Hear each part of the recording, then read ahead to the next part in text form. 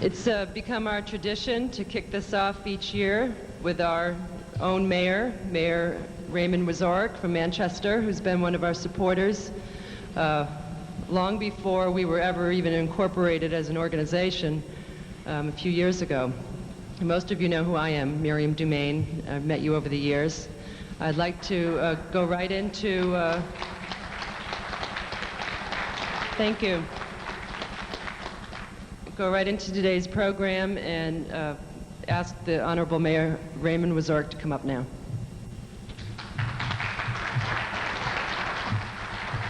Thank you. Thank you very much, Miriam. Well, for all of you that are here, I would like to welcome you to the city of Manchester. I see some old faces and I see some new faces, so we're definitely going to have a real adventure in store for all of us. I'm very pleased to be a part of US First. This is an idea that Dean Kamen had for many, many years. And finally, we were able to take some concrete steps here over the last year. And Manchester, New Hampshire is now going to become the national home for US First. And it is just going to be fantastic with the plans that they have. It definitely is going to be a science museum that is going to be of national importance. And all of you are playing a very important role in making a lot of this happen, because all of the winning vehicles are going to be on display. And I imagine it'll be much like inventing the light bulb when you see what we had in the beginning and what you have these days as far as technology is concerned. I've been to the competitions, and they're as exciting as any sporting event I think I have ever been to. And it's just marvelous to see all of the young people that are involved with all of the experienced engineers putting together their ideas, working together, and I'm sure everybody has as much fun as we who are here watching everything that is going on. I'm pleased that you're here in New Hampshire, and I'm pleased that we have Dean Kamen here in New Hampshire. He is what I call our human dynamo, and I wish, Dean, that we could replicate you and have 3 more, because, boy, I'll tell you, this would be some kind of a community, some kind of a state, and some kind of a country. But the ideas that he has proposed and put forth has really made the idea of engineering and science and technology very exciting. And Dean, we're very pleased to have you here. I'm proud to call you my friend, and I know that with what is going on now, the new building that they have and the $5 million, Dean, that has also been committed, we're going to be well on our way to having a science museum that everybody is going to be very proud of, and people will know that it all originated here. I'm pleased that the competition is going to be held again in Manchester. It'll be the second of the 4 competitions that have been held, and I'm pleased that we're able to accommodate the situation this year. We're going to be working on it more and more, and for the city of Manchester, I've now proposed that we erect a civic center, and we will be now working in earnest on that idea. Those of you that have flown in here have seen our new airport terminal, and that's one that has been just open now for a year. And now that we've got that behind us, I'm working on a civic center to see if we could have that located in the Mill Yard, very close to US First, because the two are certainly going to complement each other. Welcome to all of you, good luck to all of you, and I would now like to introduce our human dynamo, Dean Kamen.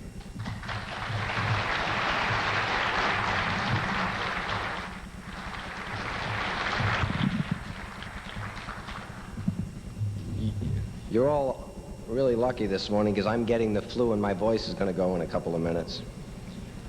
And I'd like to thank the mayor and tell you, by the way, that he's a very modest guy. He sort of glossed over with one statement the fact that in this very tiny state, and we are a tiny state, we're smaller than a lot of cities, the city of Manchester has come up with over $2 million, and the state, the governor, who you'll hear from in a little while, has come up with well over $2 million, and independent of the rest of the national support we've gotten, in the last month or so, US First just bought a building that's 150,000 square feet, and we expect over the next couple of years to make a really world-class center of making science and technology an exciting thing that people are more aware of.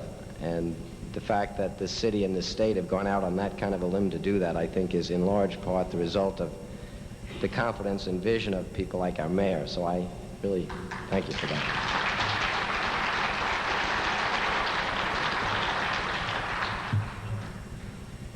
I guess I'm just really here to introduce Woody Flowers, who is going to spend the next few hours making your lives really miserable for the next 7 weeks.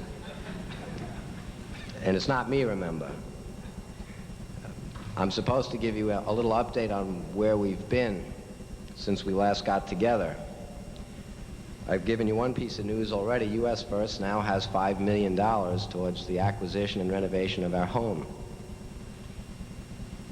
By the way, to put in it, we would like all sorts of neat technology. And every major company out there goes to trade shows and have some pretty exciting exhibits, some of which I'm sure get old every now and then. You know, like turbine engines that you can walk through, or there's all sorts of things some of you guys do that we would love to have. And over the next year, I'd like to have everybody think about what kind of neat stuff you people may have that might be not quite so valuable to you anymore, that could be real valuable as an exciting tool and demonstration that we can have. Besides getting the building, we've done a couple of other things. Namely, we have this year 28 new teams here. We have around 60 different universities and companies sitting out here today, spread from a spectrum that covers the United States. This year we also are going, that's by the way a 50% increase in the number of teams we had last year. I don't know how many of you companies can sustain 50% growth annually, but we've been doing pretty well and we're pretty excited about that. We also have a 300% growth in the number of events we're going to have this year. Last year we had the Nationals here in Nashua.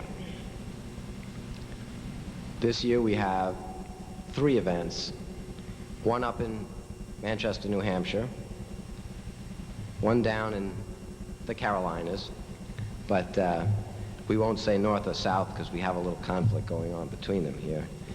And then finally we're going to have our national championship at Epcot. To put a little of that in perspective, if 3 years ago when we first started this, I said, well, I think we'll put this event at a major nationally recognized place with a venue that we expect to be seen by all sorts of spectators and not the intellects that don't need to see this. You know, we're not holding this at the National Academy of Sciences or the National Library. But if I had said, we'll do it at a place that probably has more name recognition around the world than any institution on the planet, everybody knows Mickey Mouse, I think people would have laughed at me. And the good news is not only that we're holding this thing at Epcot, but we didn't call them, they called us. And I think that shows a pretty significant growth of the credibility and the purpose of what we're doing. We have a representative here today from Epcot. Everything in life has its risks, by the way, and I'm always prepared for the fact that some people might think associating with Epcot has some negatives. It might not seem as serious as engineering and technology and education ought to be. But remember, the point at first is inspiration and recognition. We believe there's plenty of educational opportunities out there. What we believe there's a lack of, particularly in the younger part of this country, is an understanding of the importance of various things. And I think that Epcot is far more capable of getting a message out to people than a lot of other institutions that have maybe the same goals that we have, but have not been very effective in delivering a message. We will be concerned to make sure that US First doesn't get diluted, and we will make sure that Epcot gets what Epcot wants out of this, which is, I think, a very prestigious partnership and a very good relationship, and I think US First will do the same. Remember that Epcot really isn't, by the way, the land of Mickey. Epcot is a place where, for instance, United Technologies has a major exhibit, and they have a bunch of teams here. And Kodak has a major exhibit. And many of our other sponsors are involved in serious activities there, and we really believe that it done properly, this year may be the beginning of a very long-term and very significant relationship with an organization that has virtually mastered the ability to transform ideas into things that people understand. I just think we have to give them some help with what those ideas are.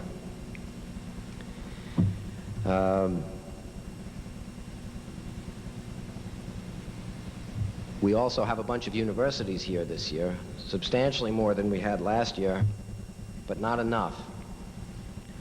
Some of you may have gotten a letter we sent out when I was in one of my more frustrated modes. A few weeks ago, I said to Miriam, look, why is it that these big corporations are starting to line up and realize that they need to participate and that this is important and it's valuable to them as well as valuable to the community and to the country? But our universities, our institutes of higher learning, our people that should be in the leadership of pushing the country forward are so reluctant, may be the bad word, but so slow to come in. Each year we've nearly doubled the number of companies we get. Now we're up to 10 or 11 university teams. And I've tried visiting the universities. I've tried visiting departments of education. I think the way to get the universities, though, is through the only thing they understand: money. Every engineer out here went to some university. Every engineer gets called by their alumni association to support that place. They're interested in your opinion because they depend on you. Every university out there is crucially interested in a good relationship with the major companies out there because you're their customers. They're building your workforce. You have a lot of leverage. The administration of a lot of universities still doesn't get it. They're more interested in perhaps the sports arena or how well other programs are going. But I think they will be very, very sensitive to the fact that their alumni tell them, we would be proud to see our school do well in this competition. I went to school and became an engineer. I wanted to be an engineer. I wanted to be a scientist. And sure, I like sports as an avocation, but when major institutions of higher learning get together in front of the public, they ought to do something a little bit more relevant to the importance of what they do than jump all over each other on a field.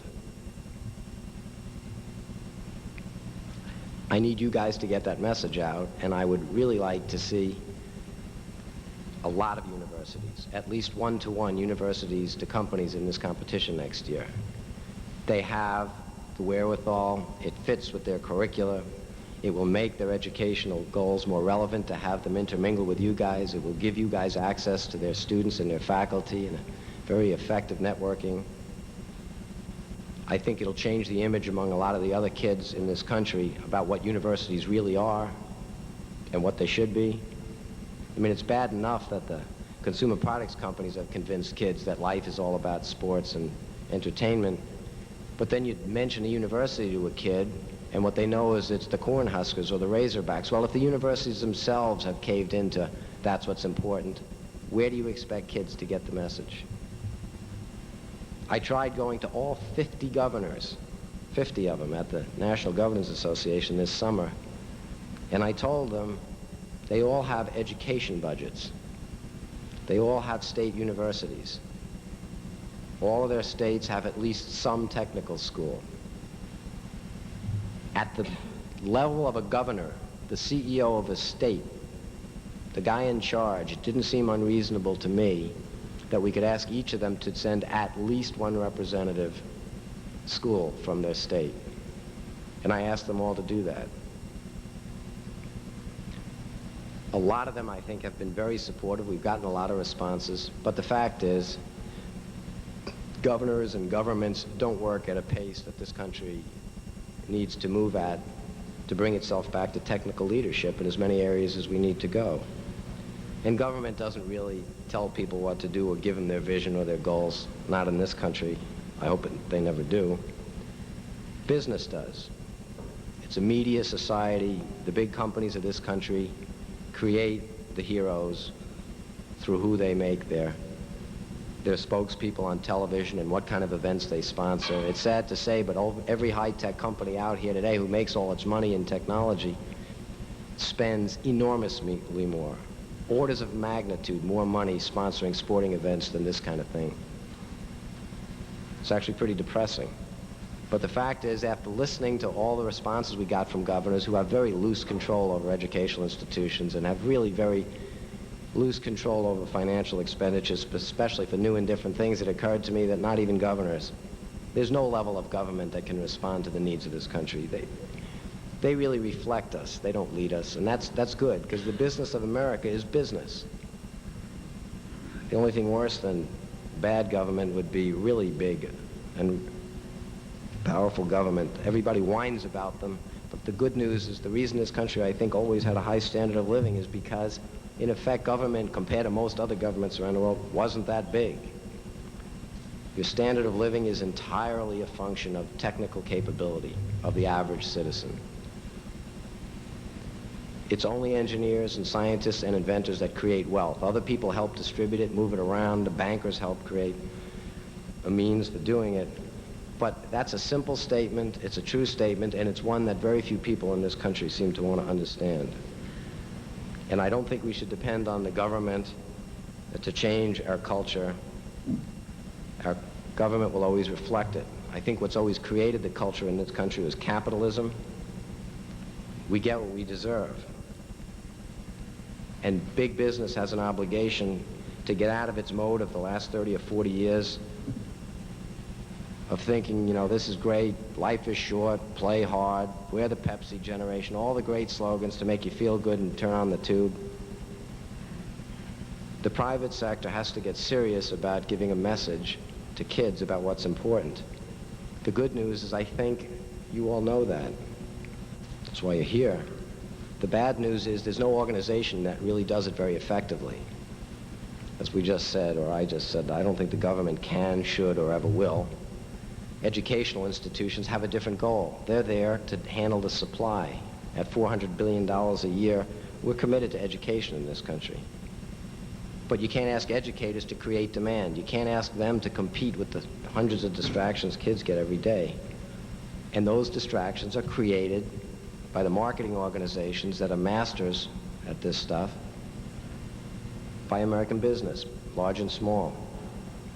And even though we're sports crazy in this country, that's not enough for these businesses. They had to form the Olympic Committee. They had to form the NCAA. They organize ways to make sports bigger than life, which has some really pretty dire consequences. But without an organization that's effective, that understands media, that can make things appealing to kids, that creates adult role models that kids can see, they wouldn't work. And it's rather ironic that we have all sorts of technical societies and the National Academy and the National Science Board, but there is no organization in the whole country that involves major corporations that market products and ideas to kids whose goal is to create demand for science and engineering.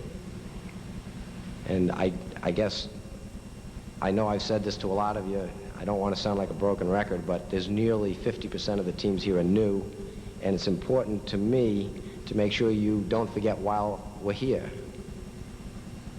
A lot of people showed up at my house last night.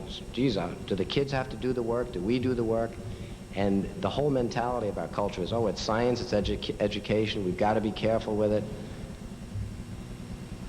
We've got to have these rules.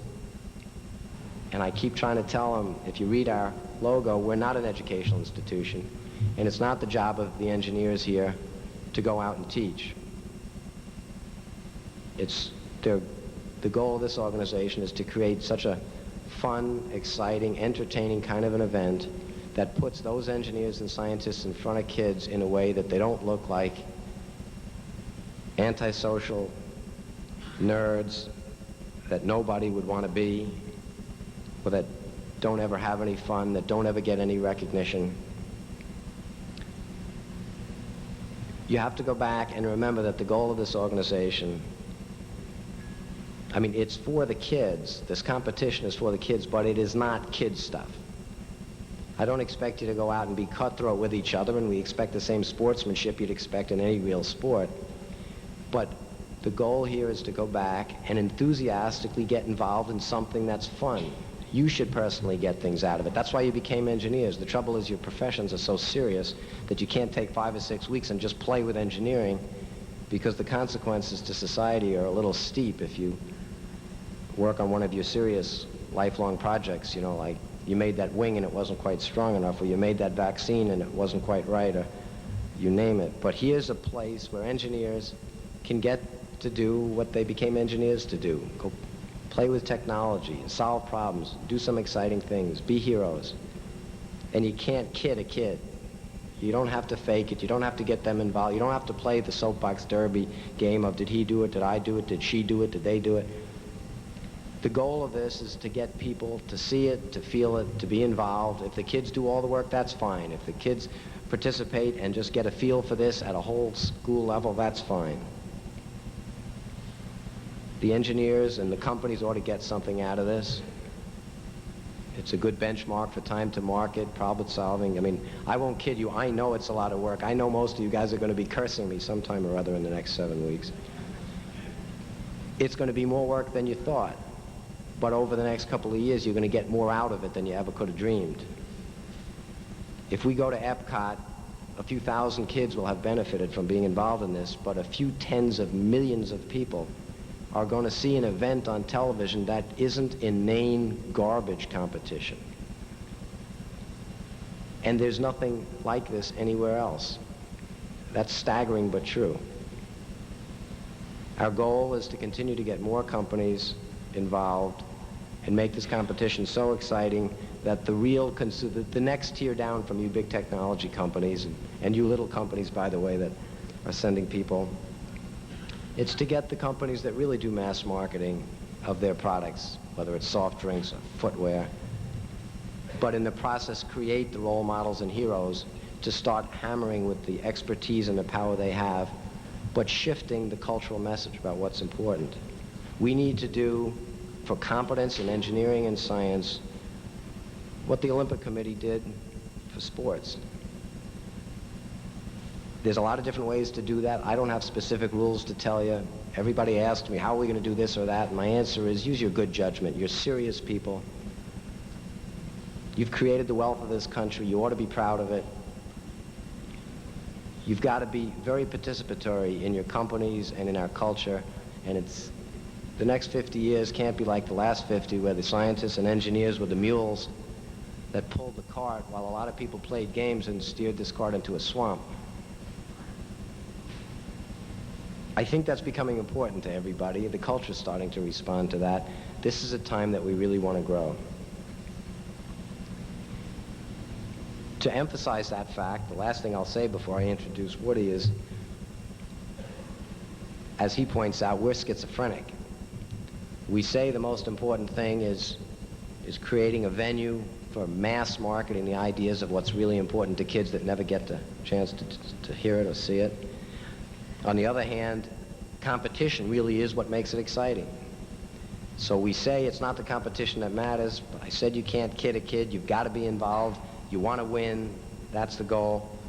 To balance that schizophrenia, each year we've had something called the Chairman's Award. The description of how to win it has always been vague. I hate to disappoint you. It's going to be vague again this year. We tell you that we put a very prestigious group of judges together, very prestigious group of people. Former chairman of the National Science Board, people from the National Science Foundation, people from media, people that understand how to make events exciting. And we ask them to review all the information in any format you send it to us. Books, paper, models kids make, videotapes, anecdotes, dialogues, monologues. You send us whatever you can throughout this period on what your companies have done to effectively involve kids and change their attitudes about science and technology. And they review all the stuff, and last year, with the piles and piles of stuff we had, I had these guys up half the night, more than half the night. And I'm happy to say it was very tough to decide because the dedication of some of these companies and the ingenuity they used to really make a difference was pretty staggering. But the winner of that award gets the clock for a year. We just got it back yesterday from Xerox. We can't tell you how to win it. All I can tell you is I'd like to think that besides working as hard as you can to win the competition technically, you work equally hard at remembering the purpose of U.S. First, and you're working hard to win that clock. In 4 more years, we've gotten the winner of that clock to come to the White House with us and get recognized by the President. We're hoping to do that again.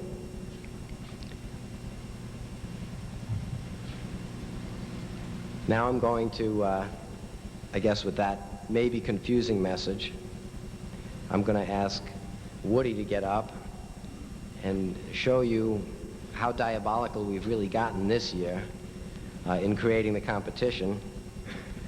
And then later I'm going to come back and read a very, very serious, it's long but serious list of people that are here that we really have to thank. I won't do it now. My own organization and a lot of the others that are on this list need some special thanks, and we will get back to do that after you've heard from Woody and later the governor. But the only one I'm going to thank now is all of you.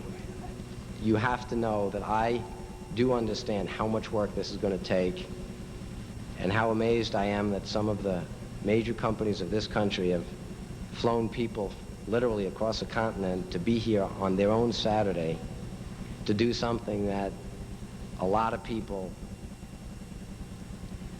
that should really still just don't get.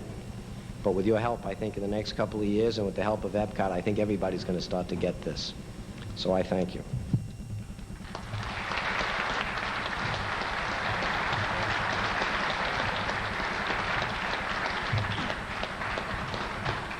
Guys, we're going to have a big time.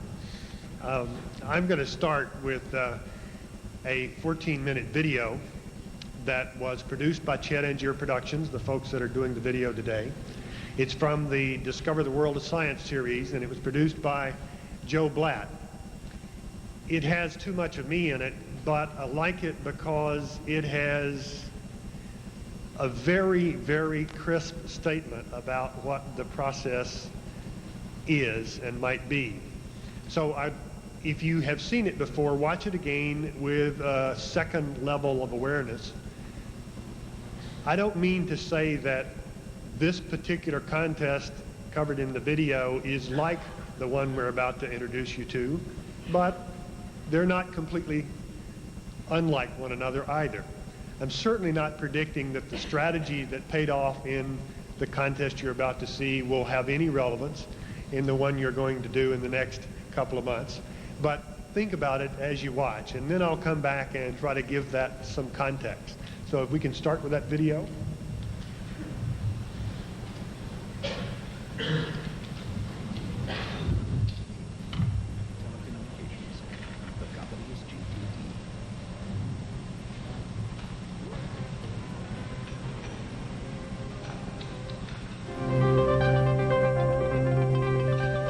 Just tighten this one. There. You know, this model comes with this whole stack of directions, diagrams, all of it. And I think I've managed to put it together pretty well. We'll see. But imagine how much harder it would be to build a machine this complicated with no directions at all. That's exactly the task facing 200 students in MIT's design engineering class. What they have to do is take this box of junk. Look, parts, scraps, all sorts of things. Looks like what was left over when I finished that. And they have to design something and make it work. The innovative idea at MIT is that creativity in design and engineering can be taught. Professor Woody Flowers and his staff have developed a course and a contest called 270 to do just that. I think it's going to be a lot of fun. It's going to be sort of sick kind of fun. It's a learn by doing course. This is the first class where you really have to sit down and say, okay, what's the real problem here? The 270 engineering problem is to design and build a machine that can play king of the mountain.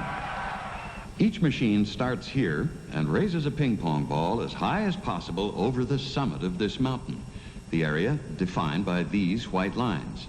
But whatever the design, it has to fit inside a starting volume 1 foot on each side. The machines have 30 seconds of power to reach the critical zone on top.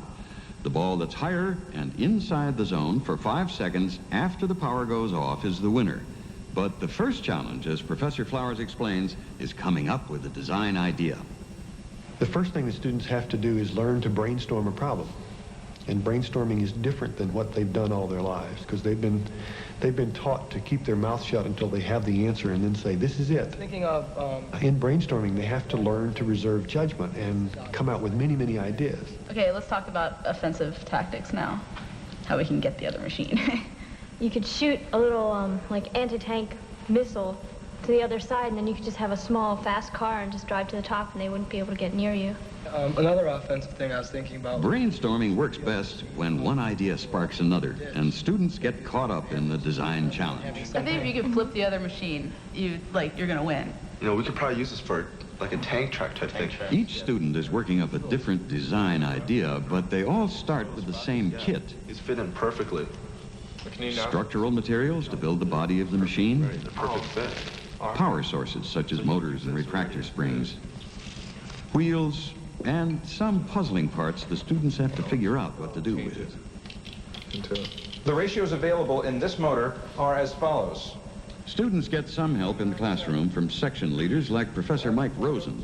They learn, for instance, how to calculate gear ratios for maximum power or speed. And in this brief planning stage before construction starts, they get a chance to present their design ideas. Helen is working out a design she calls the Whacker. This machine will get to the top of the mountain, it'll sit there, and it'll have a 2-foot sweeping radius. We have to get out of notebook and concept land and into filth. You've got to be right into building and getting grease under your nails now. And so the students dive in with just a few weeks to build their machines. They're encouraged to begin by experimenting with kit materials. I cut this out of a printed circuit board like this. And the idea is that this will fit inside the grooves in the track. Matt's experiments have taught him that his narrow wheel needs more friction. I figured if I wrap a rubber band around the wheel, my traction will actually be better than about anything else that I've seen. But the time for experiments passes very quickly. Students begin cutting up the precious kit materials to build their creations. For me, one of the most satisfying things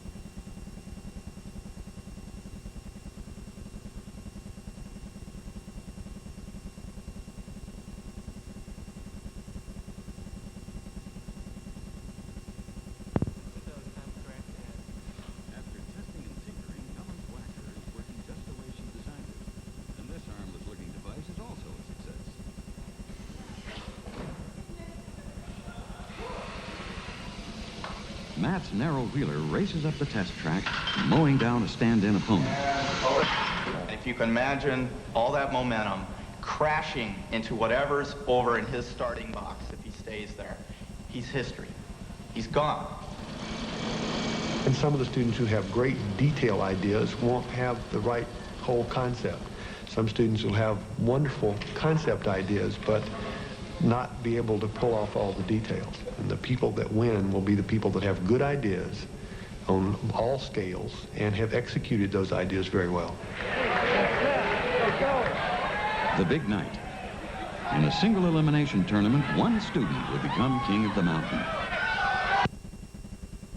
Here is the ping pong ball that's highest over the summit. And here, the arm on the left is clearly higher, but the machine on the right pushes it off the top and outside the white stripes to win the match. I want to take this cart up the hill and leave this piece right behind. Key has designed an outboard ping pong ball, complete with Mickey Mouse trim. Ping pong ball is. In his first round contest, Key heads straight for the top, towing his Mickey behind a low rider vehicle.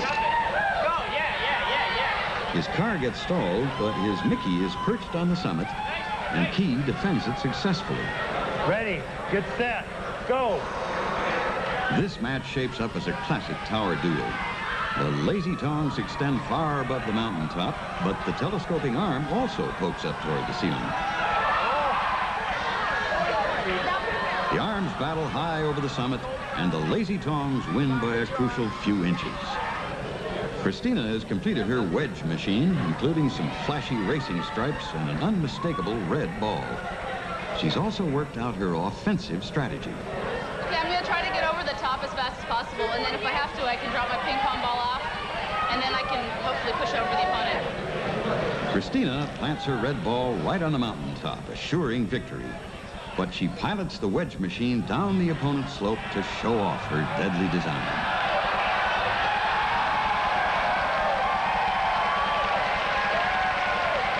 Yeah, I'm ready as ever.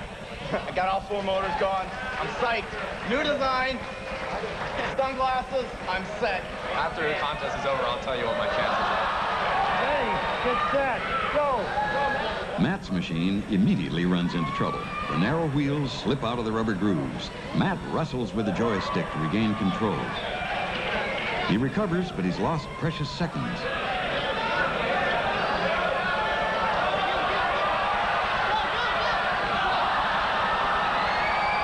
Matt's design was taken out by a direct hit.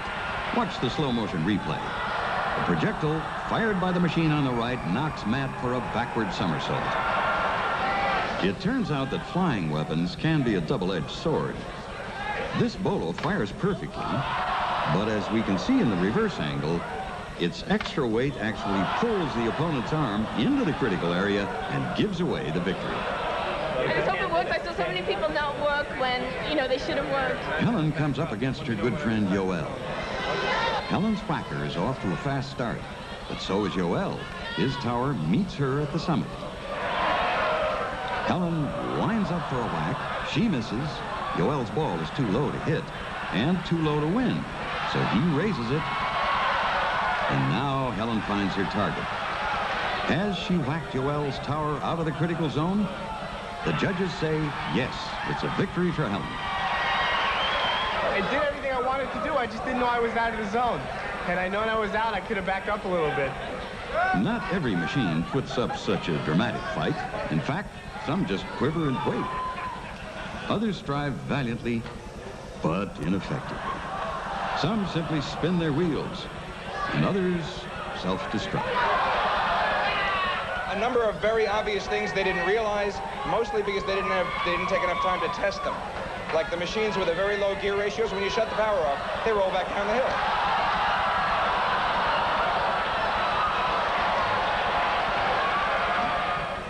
As the tournament moves into later rounds, the tall towers run into trouble. Towers can fall victim to other towers. Towers are fragile. Towers can crumble under their own weight. And towers are especially vulnerable to scoop machines. The real stars of this contest are turning out to be fast, low center of gravity scoop or wedge machines, like this highly maneuverable Black Meanie. Christina's deadly wedge is a perfect example of the fast and low design strategy. You got it. Oh, yeah. She notches yet another convincing victory as more and more opponents bite the dust. I guess I just got him nailed right there because I had my thing right underneath him and he couldn't get into the area. This power shovel machine is also moving up fast. Tony chose a good design and built it well. It took a lot of time. It took me a long time, but I thought that I took a lot of care in what I built. Tony deploys his shovel and moves steadily toward the summit. He rocks the joystick confidently and gets the shovel under the other machine.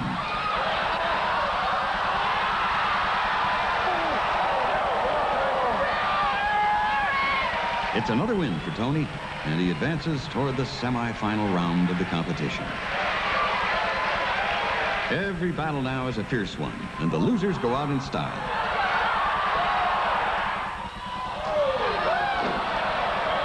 There's really only one person I'm really scared of now, and I think I have to go against her next, too. Christina and her wedge machine face Key's low rider in the first semi-final match. They both hope to plant their ping pong balls on the mountaintop, but Christina is faster. Her wedge gets under Key's defenses, and gravity does the rest.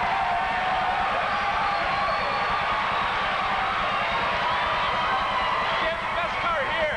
She's gonna win, no problem. Now it's Bob with an arm machine up against Tony in the other semi-final. Tony takes off confidently and lowers the shovel. Bob rolls up to meet him, but Tony has something in reserve. A design that combines the best of both strategies. He raises a short, stubby arm, backs into the zone, and pulls off another win. And so Tony lines up against Christina in the final battle. Ready? Get set, go! Christina races toward the top in pursuit of another quick victory, but Tony digs in and waits for her to release her ball.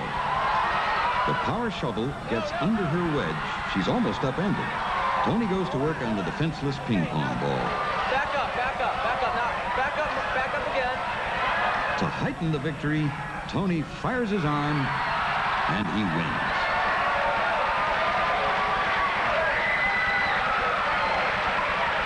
Tony reigns as king of the mountain. But every student in Woody Flowers' 270 course has won some hard-earned lessons about engineering and about life. Students come back and say, Woody, life is just a great big 270 contest.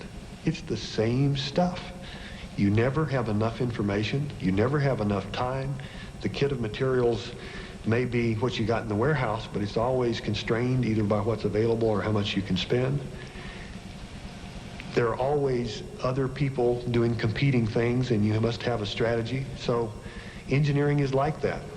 So I think one of the most important things that happens is that we've created a microcosm of a real engineering experience. And that's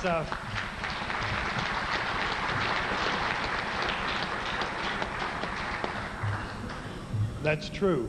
I need the lights back down so that people can see the slides. I'm going to give you a bit of an editorial about some of my feelings about education, and then talk to you about some of my feelings about design, and then offer some quite specific suggestions about what's going to happen this time, and then close with a little bit more editorial. We could take the lights down, please. I do want to emphasize what Dean said, is that those of you who've been here before know a lot about the process. A lot of my comments are aimed at the people that are new. But I too want to say thank you to all of you, because you know you've embarked on something that's going to be very intense and very exciting, and without you we couldn't do it. Now, I really mean this. I am very proud to be a teacher, but that's an uphill struggle in many ways. The screen says our technical difficulties are due to poor scientific curriculum in high schools. We teachers are the subject of a lot of comment around the country right now, and we have to work on that. I'm also truly proud to be an engineer. I really love engineering. It is wonderfully challenging. I like getting students turned on about it. Gary Larson, however, makes the point that it's not likely that the cute chicks are going to go for the longer equations. Society is still aimed in another direction. So one of the issues is that societies get the best of what they celebrate. And as Dean pointed out, we're celebrating a lot of stuff that in the long run probably doesn't pay. Big problems associated with operating under this system. We need some good, solid nerd pride. Now, I don't mean nerd pride. I don't mean nerd in the derogatory or negative sense. We can't divide the world into nerds versus jocks, nor should we divide it into technologist versus humanist. In this process that we're going through, we have to make sure that the people that are getting a technical education also understand the world around them. It's easy to make the argument that understanding technology helps influence our standard of living. We have to be very careful about a more subtle argument that says that understanding the bigger picture improves our quality of life, and we would very much like to have both move forward in our countries. One of the problems is, though, that society starts to sort us early in life. You know, you come out of the chute and you get dumped into the number bin or the letter bin. And even high school guidance counselors divide people into yeses and nos. I think we can't afford to do that. There is no reason in the world for young people to be counseled to go through life with one hand tied behind them. They need to get the clear message that they need to learn all facets of what life is about. Being a technologist does not mean that you're ignorant of history and poetry, etc. It's amazing the degree to which that perception is true. This is Newsweek's 100 Most Elite issue of last year. If you take that and flip through it, you will find no technologist. Norman Augustine, chairman of the National Academy of Engineering, recently pointed out that before the election, I don't know what the new numbers are, but 5 out of 435 in the House of Representatives had technical backgrounds, 0 out of 100 in the Senate, none on the cabinet, and 3 out of the 50 governors. He calls engineering the stealth profession. We really have to change that. Now, I think it is really true that technophobia is far more dangerous than technology, and we have to make sure that people get the message that being technophobic is simply not acceptable. It's a cheap shot that doesn't work. Society still allows us to go to a cocktail party and say, technology, I just never worry about that stuff. That's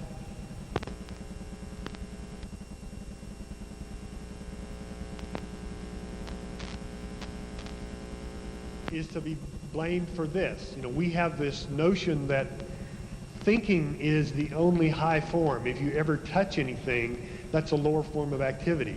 I think that's simply wrong. It's misinformed. Doing things with your hands and challenge, and we need to celebrate people who can get the details right and make things work. We in the academic community are very, very guilty of pedagogic protectionism. We have built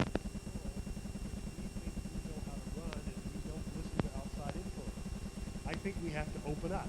The kind of thing that we're doing, I think, in a very constructive way. Now, I love design. In order to go to sleep at night, I pick something that I'm thinking about designing and work on it because that's an easy way to kind of drift off. I pick an easy problem, by the way, because hard design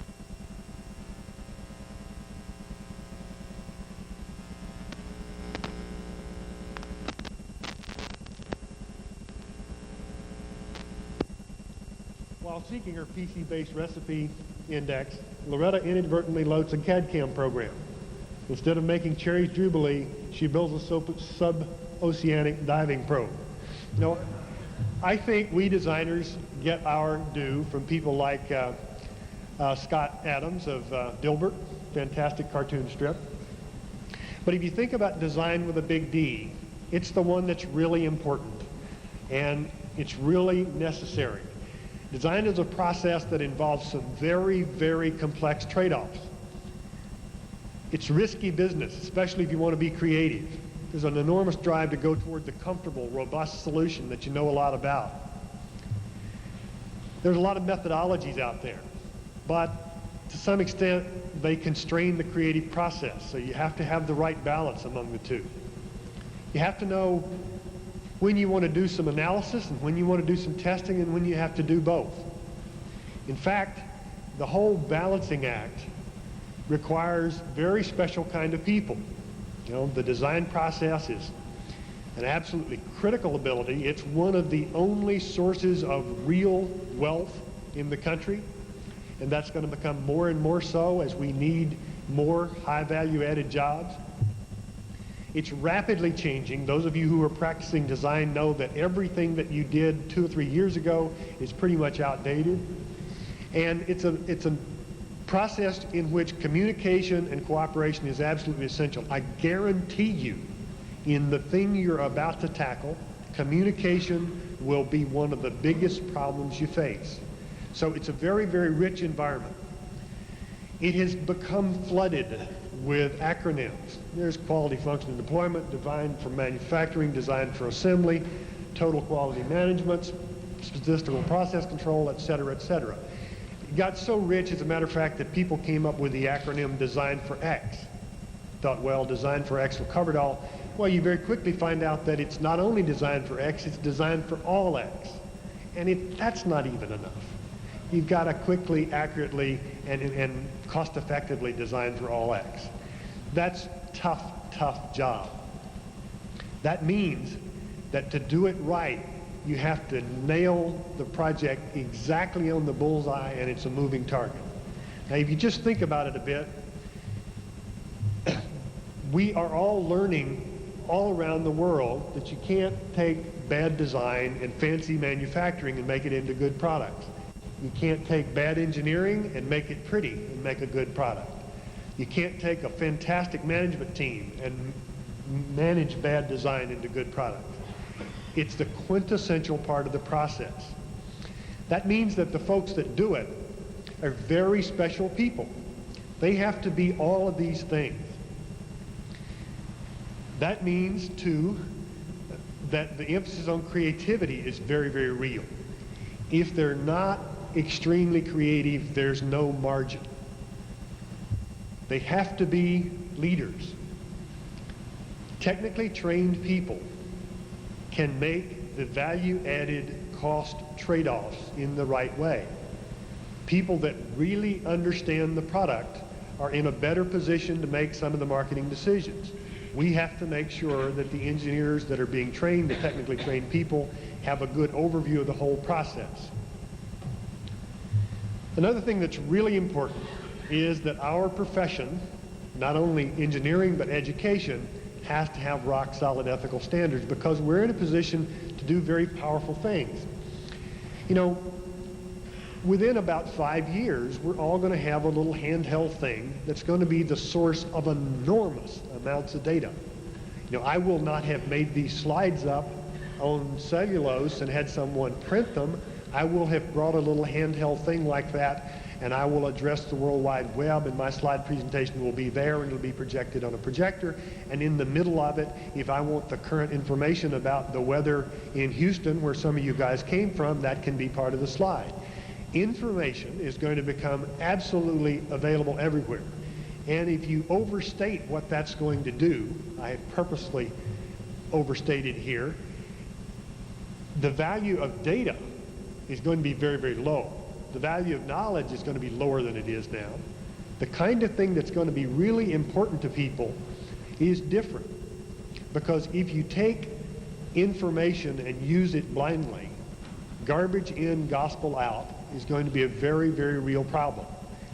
Right now, it's very easy for young engineers who are not yet calibrated about what Mother Nature is all about to blindly use extremely powerful tools and make mistakes that are 4 orders of magnitude off and potentially kill people. Activities like US First will get people the right mix of analysis and synthesis and real hands-on activity that generate these kinds of skills, because these are the ones that are going to really count. Judgment, wisdom, estimation, etc. Society is going to shift what it rewards. People that simply have a good memory are not going to be the winners in the next decades. Knowing how to recognize trends and do something with it is going to be really important. Now, for those of us that are in the process, we have this silly old model of what life is all about. You know, it's broken up into several categories. That's yesterday. We have to continuously keep learning. So learning to learn is the name of the game. And this activity that you're about to engage in is a fantastic example of learning to learn. I have some prejudice about that because we put a lot of emphasis in our curriculum at MIT on learning to learn through a variety of successful creative exercises, all of those highlighted words being very important. And over the years, I think we've learned some things about designing creative exercises. Some of them are a little bit counterintuitive. The contest that we're going to describe to you today has been heavily influenced by some of this stuff, and I think you'll recognize it. Now, I've been doing this for a while. If you notice, my hair is down around my shoulders. That picture was taken in about 1970. And when we first started doing these things, they were pretty simple. That was a rubber band powered string climber. It was resplendent with lessons about designing contests. But some of the things we've learned is that they always have to be new and different. They have to be new to the instructors as well as the students. If somebody knows the answer and the learning person is trying to find that answer, it's very likely to fail as a creative exercise. Having the courage to say with the people you're working with, gee, I don't know, let's find out, is a very important part of creativity. So we will make sure that you're doing something new. We've always varied. We've never repeated the same thing. At MIT and at US First, it's something different every year. This was a rubber band powered tug-of-war in a tray of sand. This was a thing called the skinny dip, which was over a tray of water. A contest called Thing of the Mountain, which involved a sand-covered mountain. Now, new and different's not enough. It's got to be possible. We've tried very hard to make sure that the contest we're giving you today is possible. As a matter of fact, we've tried to make sure that there's at least one competitive Neanderthal solution, because what you want to see at the end of this is a series of images like these. You want to see people celebrating being successful. You do not want to sort people into the stack of did it, didn't do it. You want to judge grades of success. So we really hope all of you will be successful. We have tried very hard to make the kit powerful and get rid of some of the things that might have caused you a lot of grief. There will be frustration, but we've tried hard to keep it, to minimize it. Now, we've also tried very hard to make sure that there are lots of answers. This particular contest was called the Potentially Great Race, and I designed it, and it was a terrible contest because all of the solutions looked alike. It was optimizable. One knew what to do. It's much better if you have a contest like the one you just saw in the videotape, or this one, which was a tug-of-war, and the machine on the left here is about to put a brick wall down in front of its opponent. Here are two machines. They're both designers decided that the way you win a tug-of-war is to lift your opponent. It was fun to watch two machines try to lift one another. This particular machine had a target printed on the side of it because he said everybody was out to get him. It had a little arm that immediately deployed and pulled the lanyard more than halfway across the center line. And then if you listened, you heard inside. It had a vacuum pump built into it, and it stuck itself hard to the surface. Very effective machine.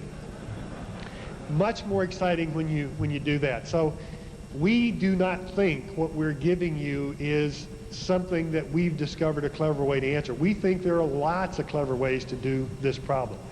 In fact, we've spent a lot of time ambivalence scaling. We will revise some of the rules today because we're still ambivalence scaling. The issue is to make sure that there's no obvious way to do it so everybody comes up with the same answer. We want to make sure that things still have a lot of variety. If you looked at the video program, the ESPN program of last year's US First event, there were in the finals, there were two very different machines. That's great. We're trying to do. Now, we're going to put you and all of your team members under a lot of pressure. I think it's okay. I think it's a natural part of the creative process. At students at MIT, their hands shake. You know, their friends are trying to help them. There's cheering sections, lots going on, and machine spins, crashes, and burns, and the student just never wants to be seen again, really embarrassed. That's part of life. You know, making friends with a knot in your stomach is part of this process that you're going to go through. I have a knot in my stomach today because I have the fortune of speaking to a whole bunch of very intelligent people. But to be creative under pressure is what you want young people to learn to do, because most creative things happen because you have deadlines, because you have to do it. So the notion that creativity only is associated with propping your feet up and relaxing and dreaming, I think is a bad notion. You have to do that, but you also have to be creative at many other levels and rapidly. Now, one of the things that we do is make sure that the kind of pressure that we put people under is somewhat benign. And one of the ways we do that is make the contest unfair. We have not created a contest which we guarantee will discover who's best. It's so bloody complex. There are so many things that can go wrong. There are 1,000 places for your egos to hide if you don't win. That's done quite purposefully. Setting out to win is great. Someone will. It's a natural part of the process. But boy, a lot of luck will have to fall your way in order for you to end up being number one. It'll be okay not to be number one. One of the other things that we emphasize at MIT, in particular in this individual contest that we have been talking about, is that it's one of the cheapest chances students have to fail. That's true here too. You know, there will probably be some boss in your company that comes and leans on the team and says, you know, we really would like to win. But in fact, everyone's going to be a winner. And the people that are getting involved for the first time need to understand this. You need to tell them this. Otherwise, everyone will go for the conservative solution. One of the things that happened early on at MIT is that the students started treating one another very graciously. They shake hands. They give each other hugs. Christina, who was second in the contest that you saw in the video, behaved wonderfully. Later, I had the opportunity to tell her mother, by the way, she was my advisee, and Tony, the winner, was in my section, so I couldn't lose. But I had the opportunity to tell Christina that if my wife and I had ever had children, we would have loved it if one of our kids had behaved like she did in losing the contest, because she did it very graciously. You need to talk that up. Keep that in mind. Make sure that that's part of the culture of this whole process. Now, at MIT, we give the students the luxury of working alone at first. They get to make all of the decisions by themselves. That's not the case here, and in our senior design course, we get very involved in groups. Someone could switch that tray for me, please. Working in a group is one of the most complex things that designers ever do. In my opinion, it's second in hierarchy. The most difficult things designers ever do is decide what to design. Just down from that is doing it with a group of people. In our senior level, we are really mean to the students. Last year, for instance, we had 4 groups of 27. Each group had our team. Each team had a budget of $3,500. This year it was $4,500. And we gave them 11 weeks in which they were to understand the marketplace, design, mock up, and build a working prototype of a riding electric lawnmower. These students are taking 4 or 5 other courses at the same time. That's a real big request of them. But the group is too big, the job is too big, the budget's too small, and the time's way too short. We think that process pulls to the forefront some of the things that could otherwise not get addressed. They have big meetings. They have little meetings. They get sick of meetings. They generate lots of trash, but in the first round they built mock-ups, which was a good way to get physical early, get some idea of what the scale really is. If you really build things, you find out when arm A runs into door B early on. So they do mock-ups. That allows them to work out some of their human factor stuff. They work in different styles. The pink foam was one. These guys work mostly in cardboard. Have a real target to work to. Then they go back to catalogs, start trying to size components, talking to experts in various areas, just like you guys are going to do. Spend a lot of time in the shop, know a lot about which end of a screwdriver to use, and lose a lot of sleep, convert this easy to work foam and cardboard stuff into pieces of metal, real motors, real heavy things, real wiring diagrams, that sort of stuff. And then at the end of the process, last year all 4 teams had machines that worked and were driven by all of the instructors and all of our distinguished guests. This year, all 6 teams had working drywall assist hangers that were on budget and done on time. We told the students later they will never see that kind of success in their life. The students gave presentations that were done with some flair in class. This button says, "Real mowers wear black." Doing a good job, and there's a lot of celebration at the end of the process because they have a feeling of accomplishment. That was the team that I was in, grinning in the background there. And here's the entire team of last year out in front of MIT.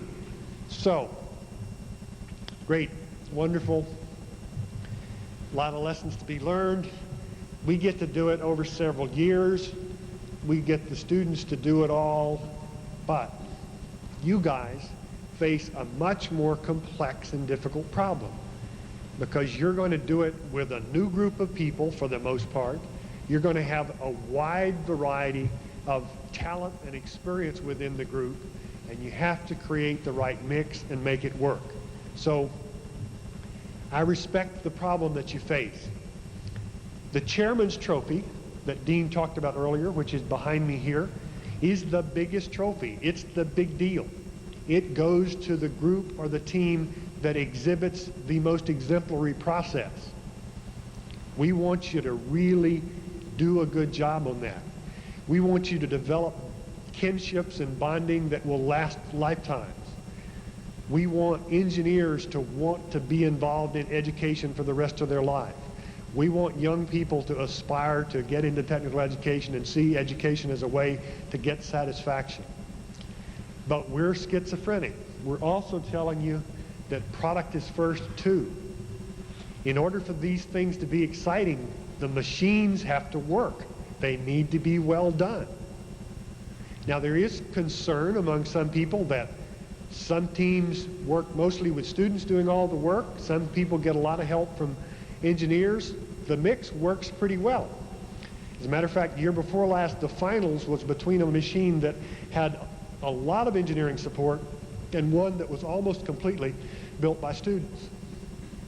So make that trade-off. Recognize that you need to do both. Now let me say a few things about safety. I want you to think about that all the time. I want you to wear safety glasses. You need to create a culture. For instance, in our groups at MIT, we always elect a safety officer in the first team meeting. That person has tremendous amount of authority. She or he can stop something immediately if it looks unsafe. You probably need to elect a rules maven, someone who will read and know all of the rules and look at everything that's going on and constantly remind the group about the rules. You want to have a lot of fun. You know, that will be part of the process, but every once in a while, those of you who are leading the process need to kind of do a check and say, have we lost it? Is chaos reigning, or are we under control? Every once in a while, kind of doing a reality check and cleaning up and kind of starting over is a great idea. In this year's contest, we are giving you a very powerful spring. There's a piece of surgical rubber tubing in the kit. Don't make guns. Now, overtly making a gun, I'm not worried about. But if in the machine there is a little hook that anchors one end of that surgical tubing, for instance, and your mental model of it is that it's a hook that's going to stay there always, and what it's going to do is launch something else, be very aware of what happens if the hook becomes dislodged and becomes a bullet. Go through the calculations. Make sure you understand, and make sure everyone on your team understands how dangerous that could be if you do it wrong. Be careful. So never forget safety. A few specific suggestions. We all pre-visualize in a very prejudiced way. We run the movie in our head that we want to see. We imagine that Mother Nature is going to apply the rules that we happen to have in mind. She applies all of her rules all the time, however. Things do break. Those of you who have a lot of experience with machines can run realistic movies. But one of the things you want to do is make sure you run movies that include realistic scenarios. One of the things that you saw, or we do, and you saw the students doing to some extent, is break the team up into groups. Have one group say, this is the machine we have in mind, and present what they think it's going to do. Have other people in another team say, well, if you do that, this is what we're going to build a machine to do, so that you recognize early on the kind of competition that you're going to meet. There are some wonderfully clever things that can get fouled by a very simple act by another machine. So think hard about the whole thing. This afternoon, or a little before lunch, we will show you some things about the motors. Try hard to make your whole team get calibrated about what sizes are like, what powers are like, so that they imagine the right stuff. Do the spy versus spy kind of scenario that I just talked about. You know, divide the team up. Devil's advocacy is very important. Make sure that the group understands. You know, naive designers in particular will say, well, I want to build a machine that's really fast and can push really hard. Well, the good news is that this year you do have the option of a two-speed transmission that might be fairly straightforward, and to some extent you might be able to do that. But all the team members are better off if they understand the trade-off, because if you can go fast, somebody else can go faster if they weigh less. If they weigh less, you can probably push harder against them, etc. So setting out that trade-off space so that you understand it and can talk about it is really an important thing to do. And one of the ways to do that, in my opinion, is to get physical very, very early. As you heard me say in the video, you know, you need to make something that works so that you recognize the problem. The other thing is to be very clear is that I think this year more than ever before, being a crackerjack operator may have fantastic advantages. And this year, 2 of the channels of major control are proportional. So people that are good with remote control can do very fast, very smooth things.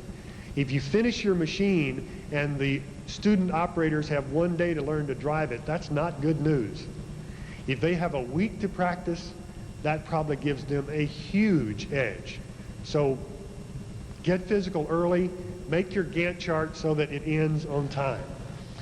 One of the things we've learned is that young people don't understand things like meeting etiquette.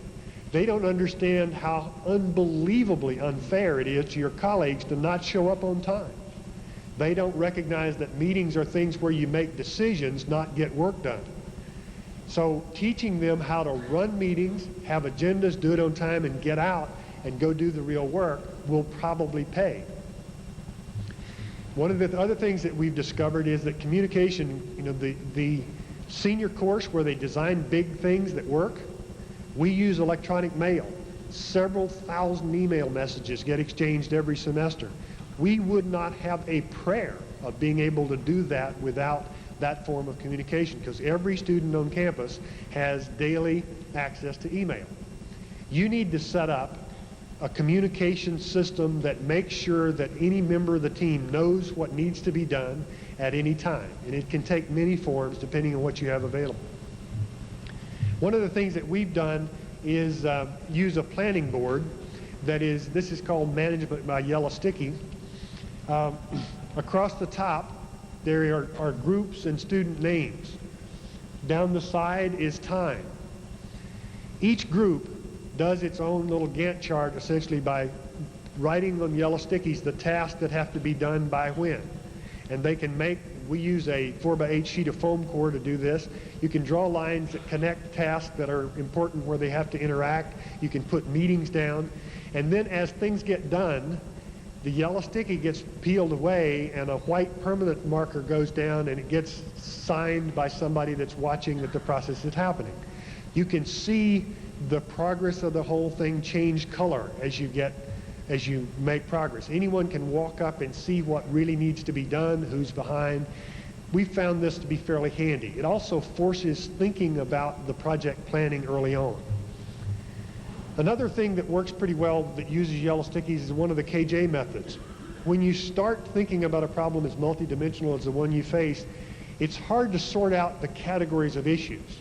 So if you were, for instance, thinking about the specs of your machine, if you had all the team members sit down with a whole stack of yellow stickies and write down things they think are important about the machine's behavior, and then go up to a board and just start putting their labels up. And the drill is that everyone, without talking, gets to rearrange the stickies that are on the board. And after a while, lo and behold, groups start to form. You will recognize patterns of things, and things will be redundant. You will be able to say, well, this whole category seems to mean things associated with being fast and lightweight. These things seem to be associated with being heavy and powerful. These things seem to be associated with gathering whatevers. And you can start to evolve a set of specs that will help. It turns out also that this kind of process helps you generate a common language among team members so that you understand one another.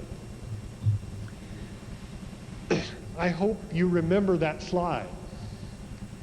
This year, you have wonderfully powerful drive motors that you probably will choose to use. They're from drills that will drill a half-inch hole in a piece of steel. If you do the mental experiment of thinking about what they do to a shaft that has something attached with a set screw, unless it's a very, very positive use of a set screw, it just strips it right off. It's very frustrating to have a wonderful machine that gets partway through a competition and then will only drive in a circle because one half of its transmission is slipping. Don't do that. We've set the rules up so that you can use very, very gutsy transmission parts. So please remember that. Also,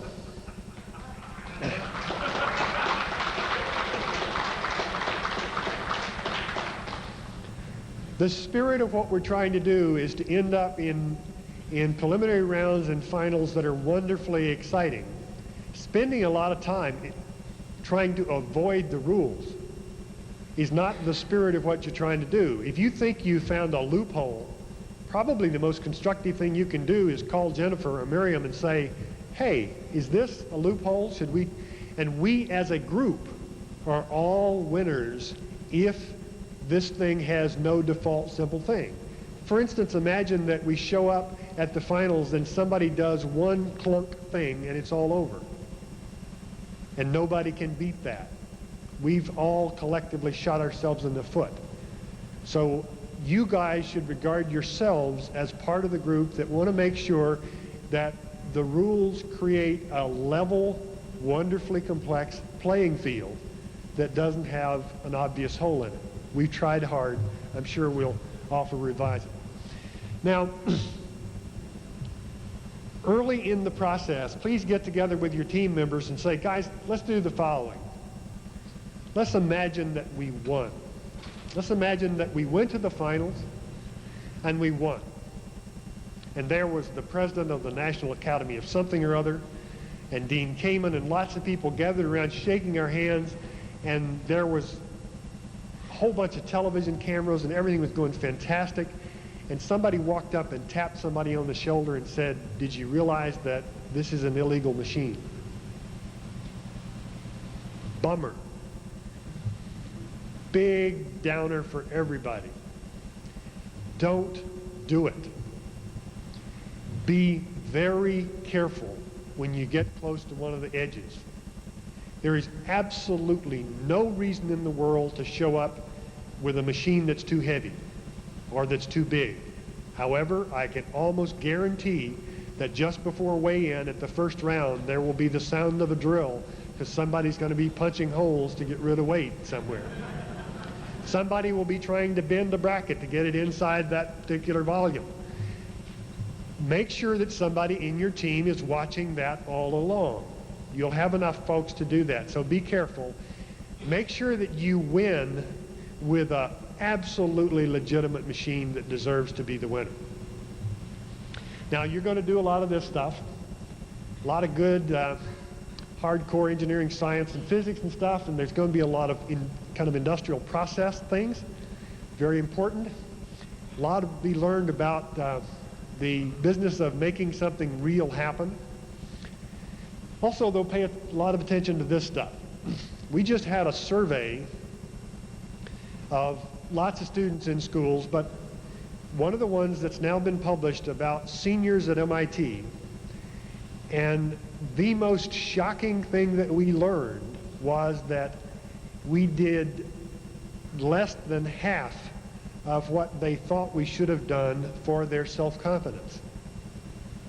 You really do want young folks that get involved in this process and see it on television to be inspired to know that they can make something happen. So pay attention to some of those issues.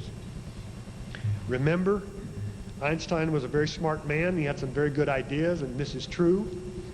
And also, another version of what I've been talking about is that getting folks to understand that they can make a contribution and be proud of their part in society is the whole game.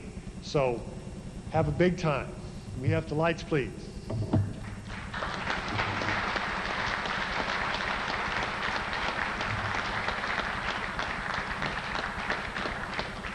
Now, I hope you're about half inspired and half scared to death.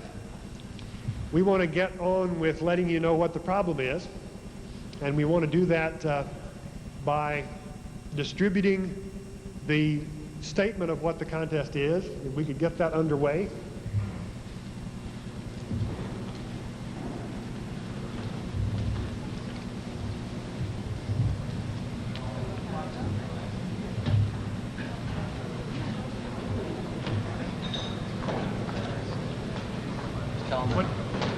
Why don't you make sure one person from your table gets one of these quite quickly so you can get a view of what's going on.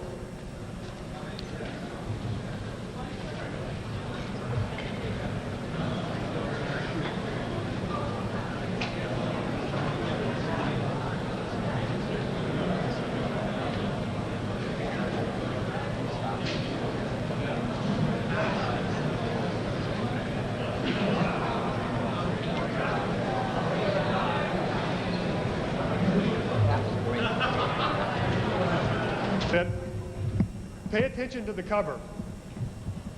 You'll get to see that that field in just a few minutes. It looks nice. Let me do a couple of things to calibrate you about what's happening. Watch.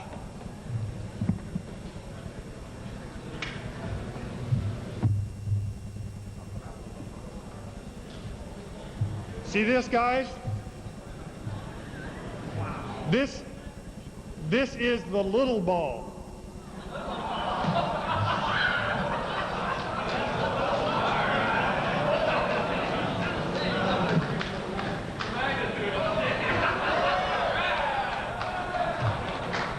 This is the big ball.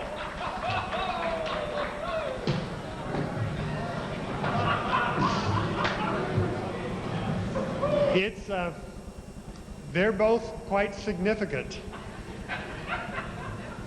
If you kind of look at the image of the field and imagine that, you know, there's a yellow block and a red cylinder and a purple block and block, those are three machines. They're about the right size by scale. Down at the other end is a group of 6 of these in 3 different color sets.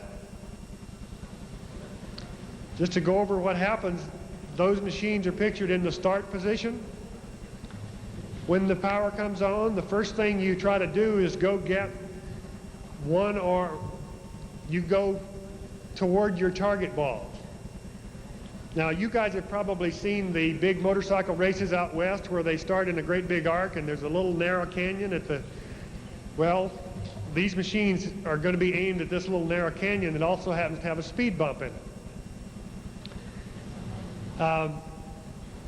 The machines have available a very significant amount of power.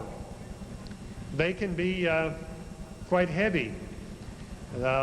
We'll get to in a minute, up to 70 pounds. Some very exciting things may happen just about the time those 3 machines get to that speed bump. Some people may decide to wait. Some people are probably going to go for it. When we show you the thing, you'll see that, well, you know, the machine stayed exactly right side. It is possible for 2 of them to go over that bump together, but they'd have to be exactly in the right place to do that. Those balls down there at the end tend to get active. If a 70-pound machine comes along and tries to scoop up one of its balls, it's very likely that all of them will react. So something somewhat akin to a pool break may occur when the first machine gets down to the end. Then, somewhere along there, machine or machines are going to want to start getting back toward the other end. And there's that field goal thing. That's partway up some diabolical slope. And there's a platform up behind it that's nice 4-foot by 4-foot area. And boy, from up there, might be kind of easy to get a ball through that field goal. But I have to go further to get there. And those guys are going to be in my way. But if I get up there, I might, while I'm trying to put my ball through, boy, it might be really tough for somebody that's trying to put one through from down below. So what do? Do I go for the long trip with the big ball? The big ball is 3 points. The little ball is 2. So if I got 2 of those big balls across there, how many little balls do I have to get across? How much more energy does it? Boy, this is tough. So we have tried to ambivalent scale. I have no idea what the right strategy is. When we all get together to talk about it, we disagree pretty aggressively, so that's probably about right. A moment ago, I made reference to the need to run the whole movie in your head and think about how precise control might be important. One of the ways that you can imagine this happening is that very early on, maybe all 3 machines score. Maybe one machine goes up to the top and throws a ball or places the ball through the uprights. By the way, you notice that the rule says that the ball has to go completely through the plane of the uprights. So putting it up there and going 1.1, 2 point, 3 point, whatever, doesn't do it. You have to go all the way through. All of a sudden, that big ball that you got 3 points with hit that ramp and it took off. And it's all the way at the other end of the field now, and it's over across the speed bump, and one of those other machines is hung up there on the speed bump. What do I do now? So being able to be agile and quick and do something aggressively is probably very important. It may turn out that goaltending is an important strategy. Well, if you look at the size of things and you look at the rules, you can't hook on to the goalpost in any way. So if you're going to goaltend, you better be willing to move around quickly in order to do what you're trying to do. So cleverly being agile and being precisely controlled is going to be important. If you give your drivers your operators have to be students, if you don't give them some practice time, if they're not real good at all of those wonderful channels of control that you're being given, then that'll be tough.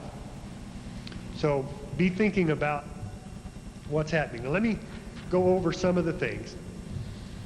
If you open to page 2, the overview, remotely controlled robots can lift 24 or 30-inch diameter balls over a horizontal bar.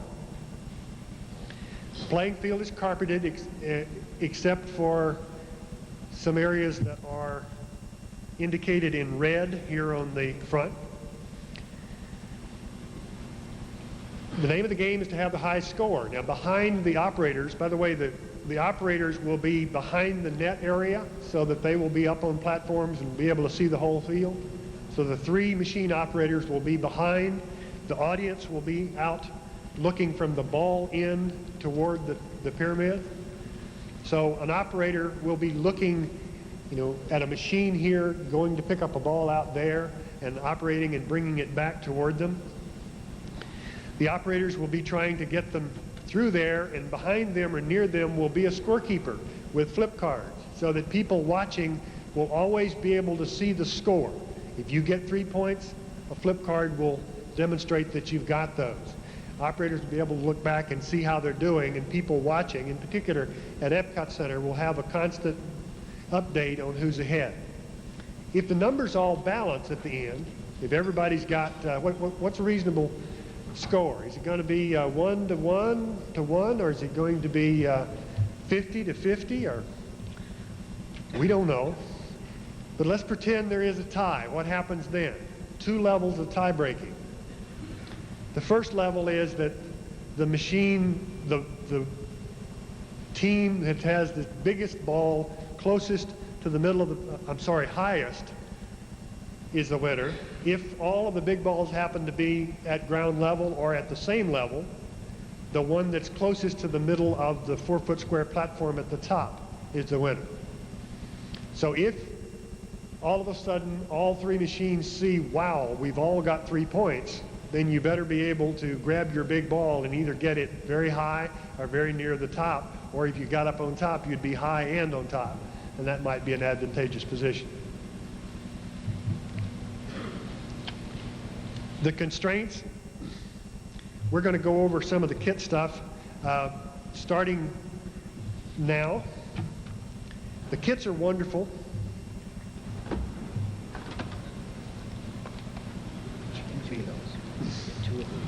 There's a couple of nice joysticks that might make your life a little easier, several degree of freedom things. They're there. The connectors are there. There is a transmit and receiver box. It's part of the control system. The control system, by the way, you're going to learn a lot more about in detail this afternoon. Let me show you one of the things that you're going to get that's going to be shipped to you. This is a 2-foot by 4-foot piece of Rosell. Fantastic stuff. Very lightweight, very stiff, very machinable, very expensive. So take care of it, use it well. It might be an incredibly handy part of the kit.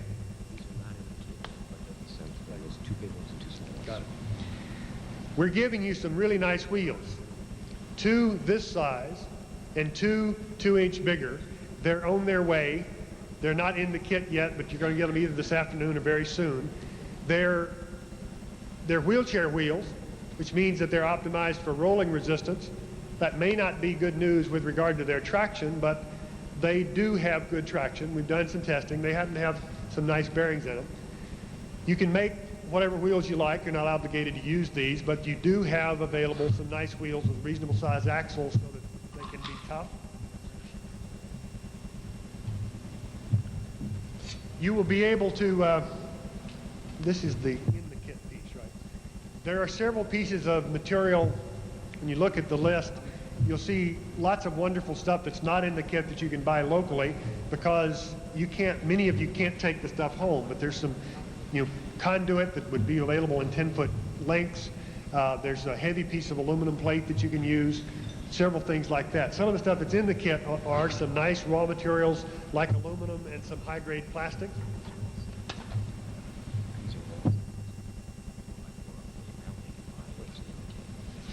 The kit contains samples of some of the things that you can buy 4x4 sheets of. You obviously can't conveniently take 4x4 sheets home, but there's some good stuff to be used. A lot of material. There's a sample of the plastic that you're allowed to buy. There's a sample of the carpet. The carpet that you're going to see this afternoon is not a single piece, but in the final field, it'll be seamless. We use some leftover carpet that we've been doing some testing on. But pay attention to this surface. It's important. There's a couple of very nice pieces of rubber materials.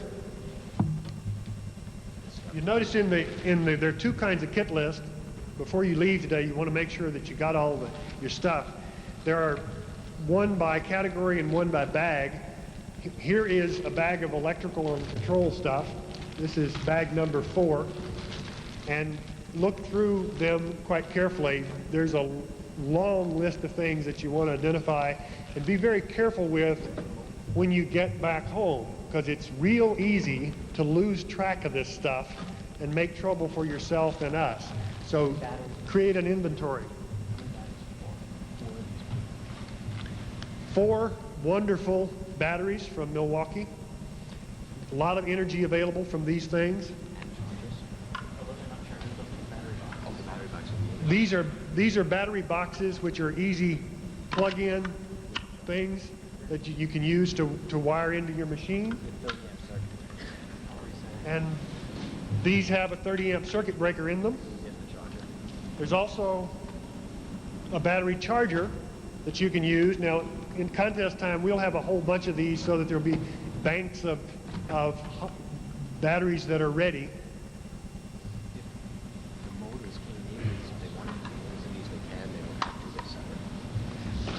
To make your life a little easier, the motors and gearboxes come in the case or fit in these cases. Through some experiments, we learned that it might be really convenient for you to use this case as a way to maintain precise alignment between the motor and the transmission and provide a way to get at the 2-speed transmission that's on the transmission. So these, you don't have to use them, but they're available and they might be really handy.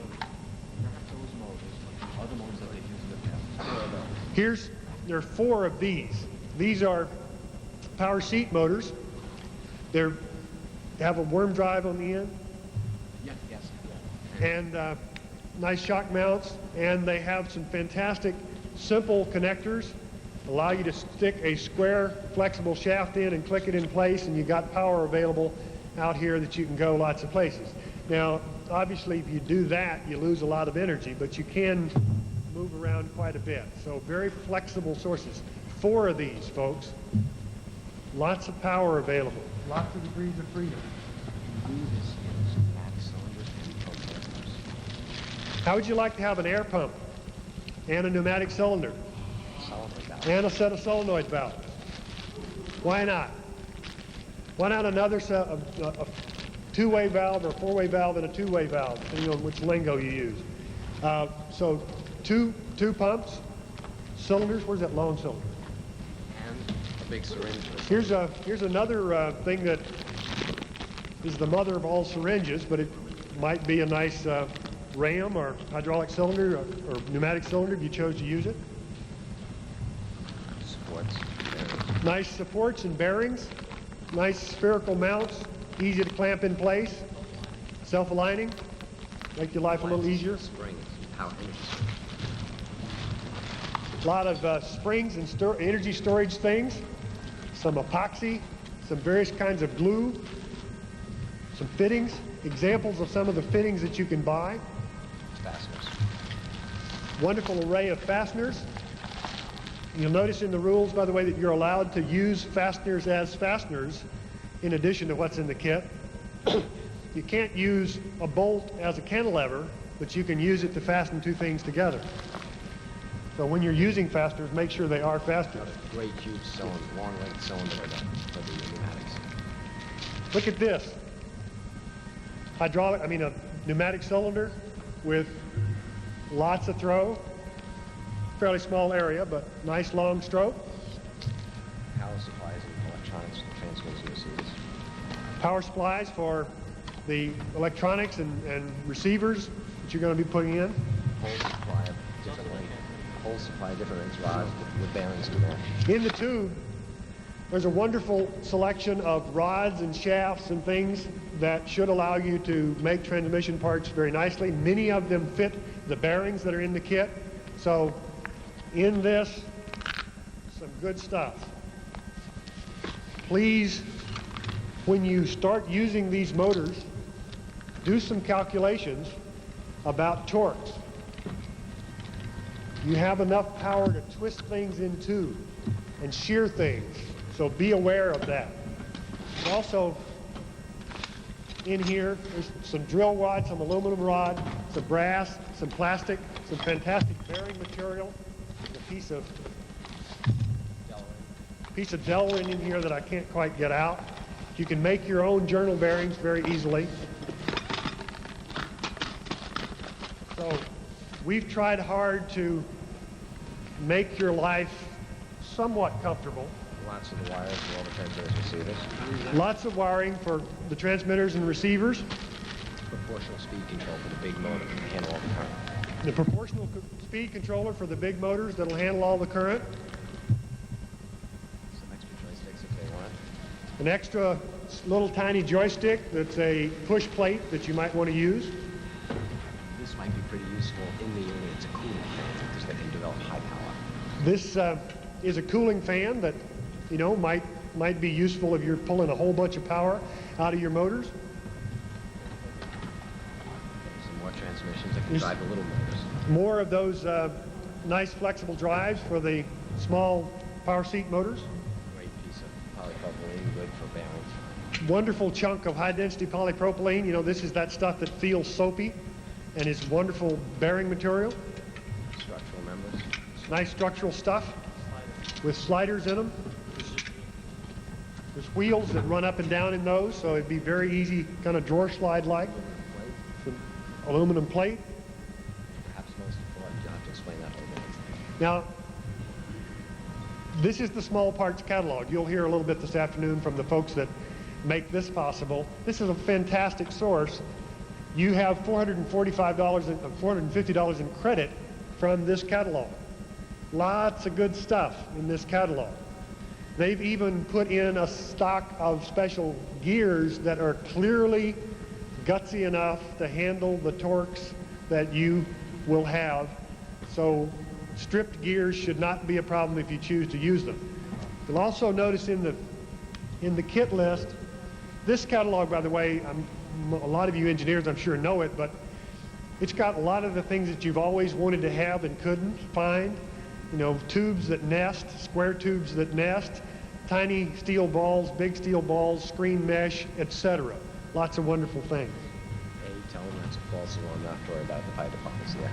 That noise. Oh, that is a false alarm in the background. The fire department is here, so you don't have to run out. And the reason it's 450, not 500, we've included two things already that the right way to try to attach things. One of the reasons that the credit at small parts is 450 and not 500 is that already in the kit are two very nice torque couplings that you might want to use to handle the high torque right out of the motor. There's a picture in your booklet that shows you how you might use them.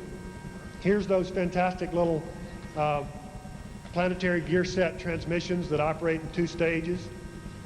Very nice, tough little transmission unit. We didn't get to show them. It's in the bag, but they get 10 feet. Was it 10 feet? Yeah, 5 feet of rubber surgical hose in one of those bags. And we don't have to show them. You get 5 feet of 3/8 diameter surgical rubber tubing. Excuse me. Those of you who have been in water balloon fights know what that stuff's like. It's a fantastic way to store energy. That's there to make things a little nicer for you, but remember my warning about how much energy you can store in that stuff, and be very, very careful. Throughout this process, you'll notice in the rules, there are some safety rules that you really should listen to. These batteries, for instance, are capable of putting out lots of current. You can very easily short something to something else inadvertently and blister your finger in less than a second. You can flash evaporate a piece of wire with these batteries. So when you're working with the machines, not only do they have substantial mechanical output, but the electrical side is potentially hot too. It's low voltage, but it's potentially very high current. So be aware of that when you're working with the stuff.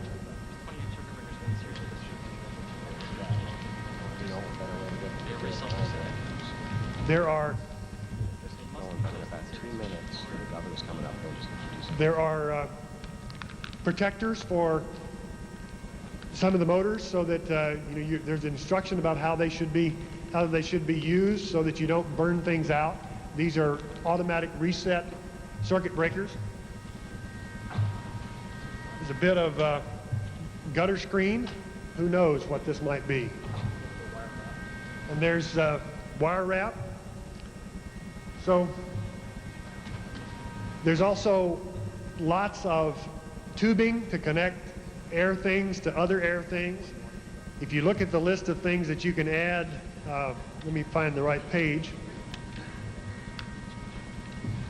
Let me stop talking about the kit and talk about the tournament and play for just a minute.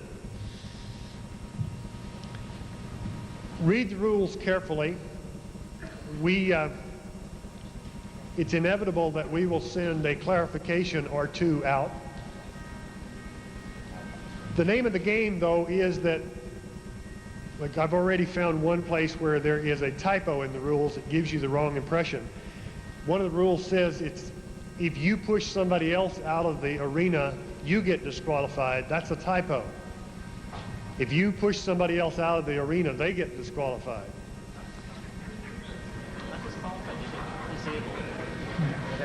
If it happens, if they have to use power outside the arena to get back, etc. But we expect substantial interaction among the machines. If you think you're going to win by producing a very fragile machine that gets bumped by another machine and breaks, and therefore you get your opponent disqualified, it's a wrong notion. You need to do all the mental experiments. The machine probably should easily withstand one of your team members walking around and kicking it vigorously for 5 minutes or so. You should expect that another 70-pound thing is going to come full speed and bang into it. Because if you're sitting up on the top on the 4x4 and you've just made a point, or you're about to make a point, it is part of the game that your opponent will try to stop you from doing that. So do not build something that you think is always going to be protected. If it has a wheel that's sticking out and no bumpers around it, that may be vulnerable. So be cautious about the design condition. You may even decide it's important, if you built a small, very lightweight machine that was quick and could do things fast, it might be a good idea if it knew how to right itself. Because there might be a forklift out there that'll come flip you over, just like Christina's machine did. So think about the contingency stuff and make robust things. You've got real nice wide boundaries on the weight and size limit. The size of the machine's pretty big. If we make it much bigger, you'd hate us, because it gets to the point where you can't transport it. It won't fit in the car, etc. It's going to be a big machine. As a matter of fact, while you're building them, be very careful about making a sailboat that you can't get out of the basement. Very easy to make a machine that you can't get into a vehicle or into a shipping crate, etc. So be thinking about places that it might come apart and you put it back together. Is it over here?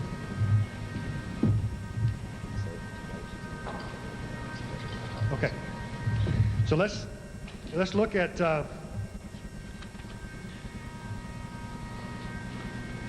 If you look at page 16, rule P9, that rule is the one that I just mentioned that's got a typo in it. You can move another machine out. Let's talk a little bit about what happens to balls, by the way. Let's say that you bumped into your ball and you knock it out of the field. One of the referees or the people there will immediately grab that ball and put it back in as near where it went out as possible. If your machine happens to be there, she or he will put it down beside your machine. It will not get handed back to your machine. But that will happen as quickly as possible. If you make a goal by going through the uprights and go entirely over the whole background, that one will not count. So that, sitting back and shooting long shots is not the way to do it. You need to have it touch something after it goes through the uprights.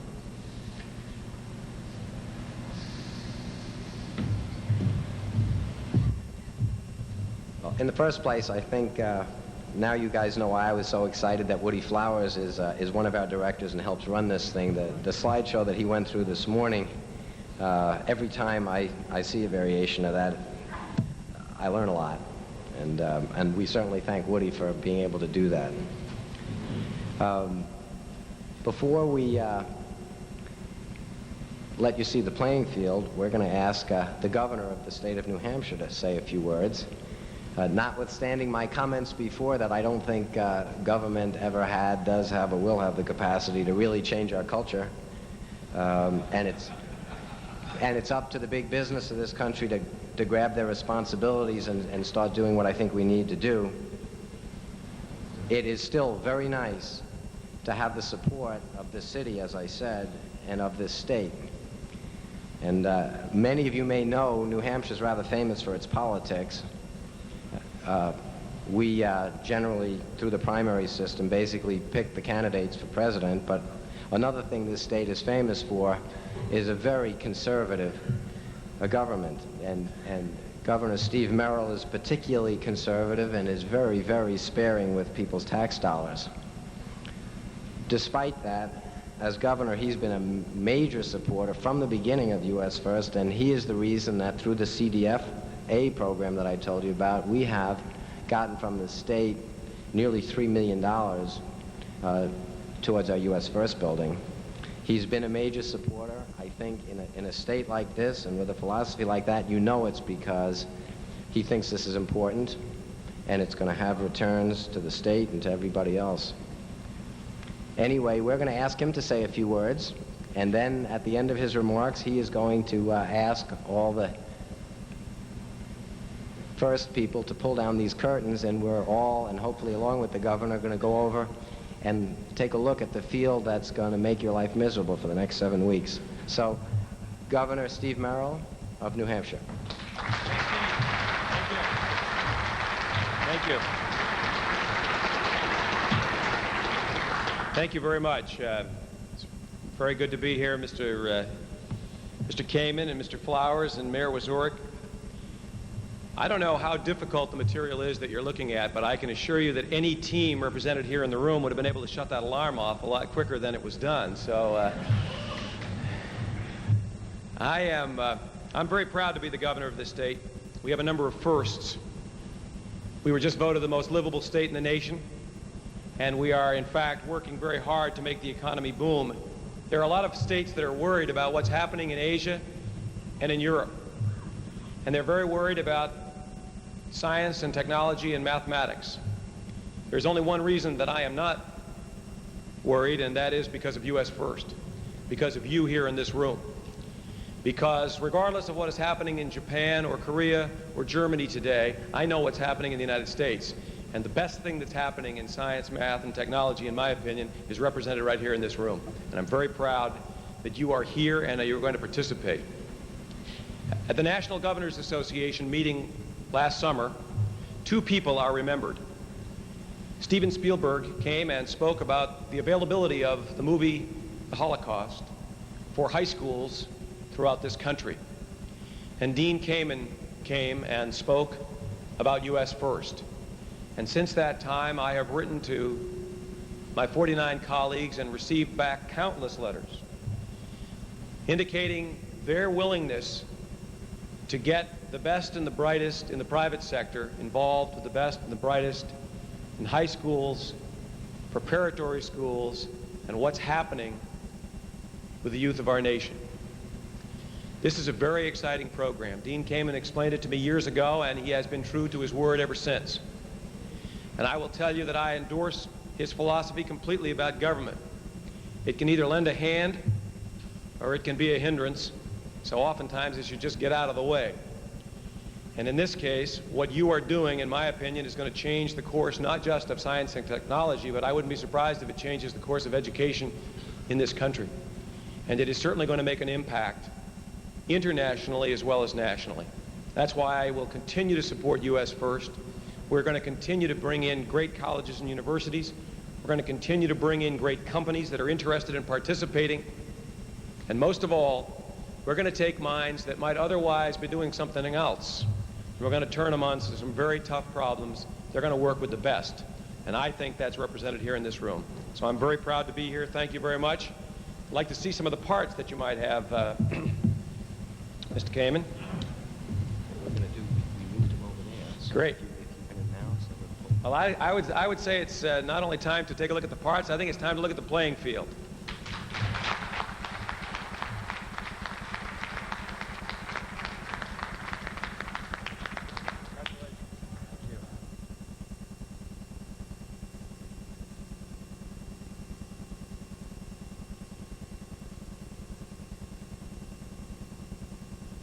And if you want to try to get back, and somebody does something in your way, you might find out what it is to do. If you pick up a ball and throw it, you can throw it from any position you want and score your point. If, however, you use that 5 feet of surgical hose, maybe too efficiently, you could. There's certainly no incidents to the launch.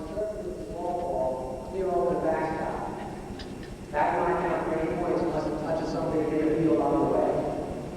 The reason for that is you're going to be playing on a stage, at least at the finals at Epcot, that has a ceiling that's pretty higher than this, and you don't want to pull lights out of it. You'll also notice that this year all the players and the machines are going to be in view of the audience and the cameras at the same time, as opposed to the other people who have people watching the robot competitor or the human competitor. They're already lined up back there.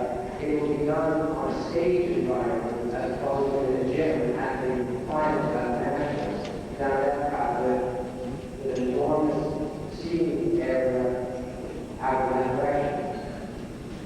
You can also score by getting the ball up this ramp, by pushing it, driving, whatever you want to do, and getting the ball on this way. If you do it, I'm going to run away like that. You'll have to go back and try to get it. As the rules explain, if it falls out of the field, the referee will get back into play in the closest place they can, as quickly as they can. But if the ball gets away, it's certainly not going to be your advantage. It's all for all these balls away. Every time the deep ball goes completely through this in either direction, you get individual points.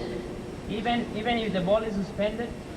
Well, even if it's suspended, as we said, we're going to have a little bit of history to tackle out points. The entire ball has to play in either direction for the points to count. And if you get it completely across and bring it back, you score twice. But you cannot patch things and swing around. Your machine may end up leaning against this. You may get shoved into this right away. If you fall off, start sliding like this thing, neither the refs or the judges are going to be helping anybody. If you get stuck, just stop. Be careful. The answer to that question is those balls are almost 5 pounds. If you want to build a cantilever machine that can get this overhung load that far while the other machines are here and pull up the back, give it a shot. But the answer is every time the ball completely passes through the lane, through the goalpost,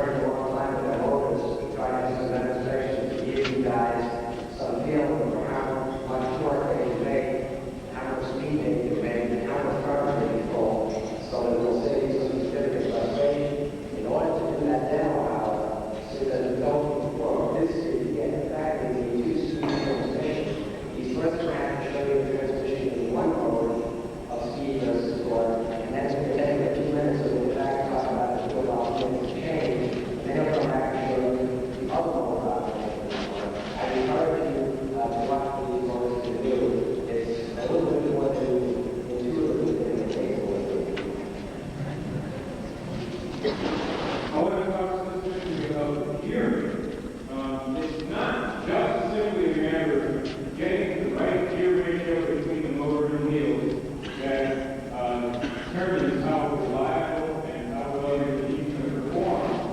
Right now we have the drill motor gun to propel this machine tank style, and the drill motor gear are in low gear, and then we, as you can see, are geared down further from there to the wheels. This gives us a pretty good top speed, and by the way, I'm a little better at working with motors and driving this thing.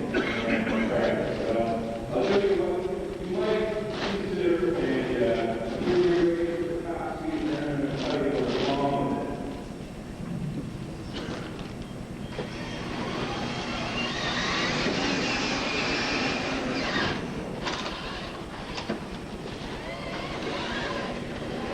Let's try to get up this ramp. This is why Dr. Fowler suggested that you spend a lot of time practicing. Right here.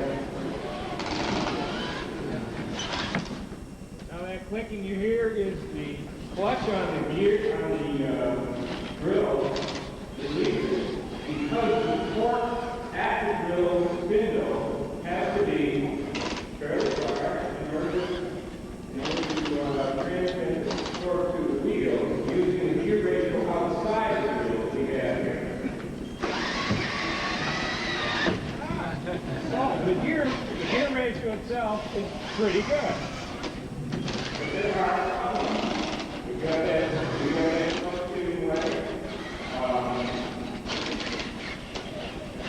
Now the circuit breakers from the motor are circulating through that. That circuit motion is because the circuit breakers say, you want to know a current that you may overheat. So that's another problem with this gear ratio outside the drill as opposed to the toe gear ratio. The torque at the drill spindle with this final stage has to be quite high.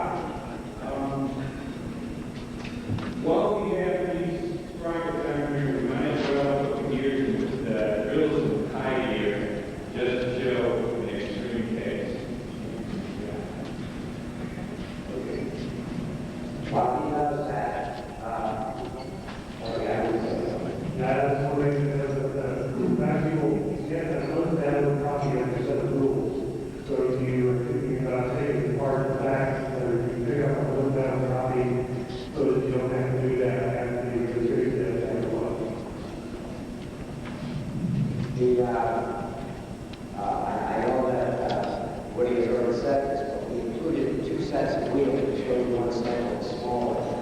I don't want anybody to think that there is somehow therefore a requirement to use those wheels. As Kurt says, they may be more impedance matched to the surface, they may be not the right ratio, less ratio, or they may not be the right configuration for this environment, and you can use them up and inside the program. We simply put them in because last year we felt that a lot of people spend a lot of time just trying to make wheels for their kids, and we thought that the old people who want them will give them this assortment. It's certainly not a requirement that your device has used any one of all. It's certainly not a requirement. Sad.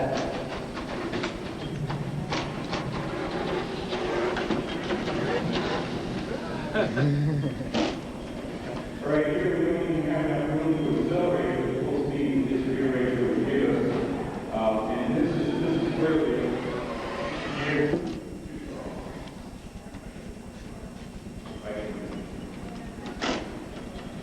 It's fun for the person that's doing time to be here.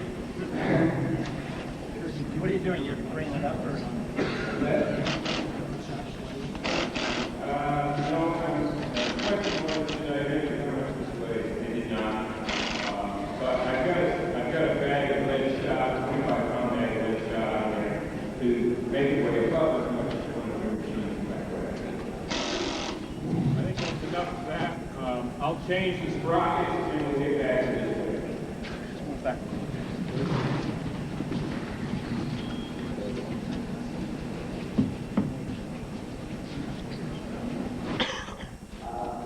Just to reiterate, by the way, we made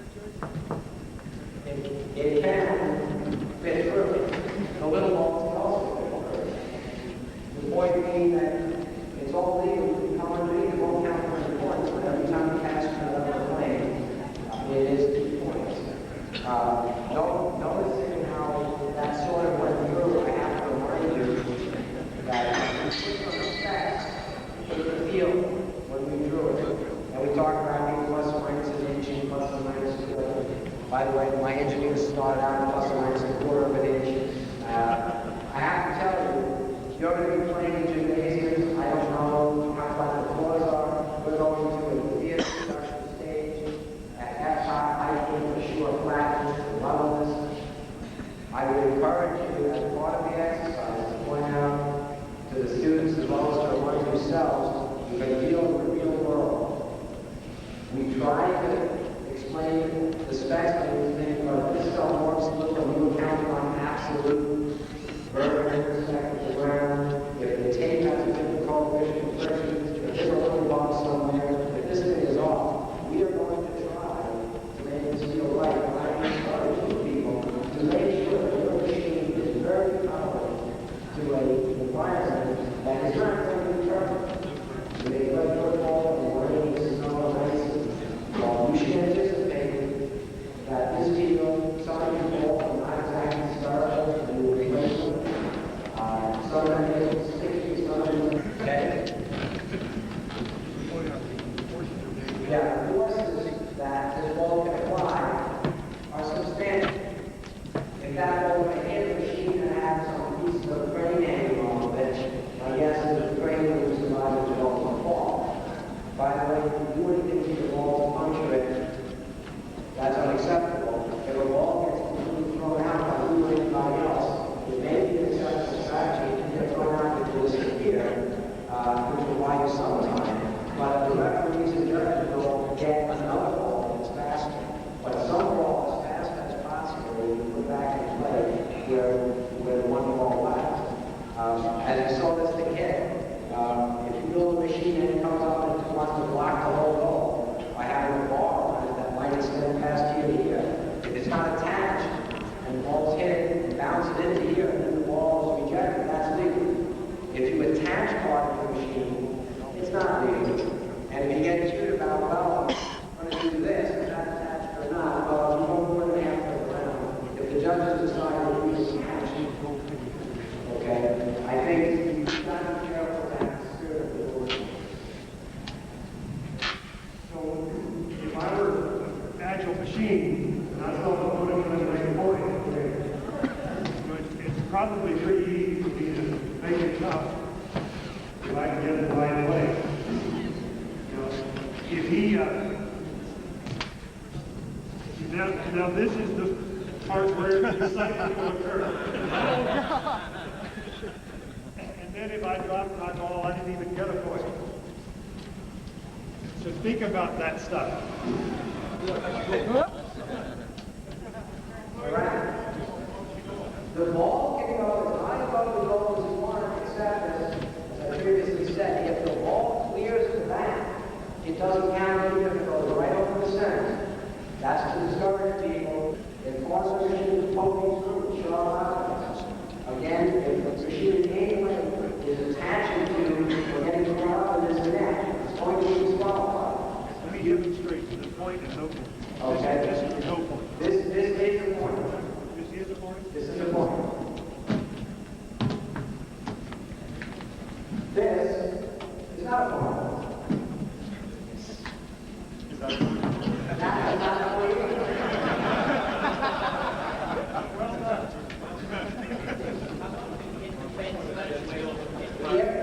If that thing hits this or this on its way over, it's a point.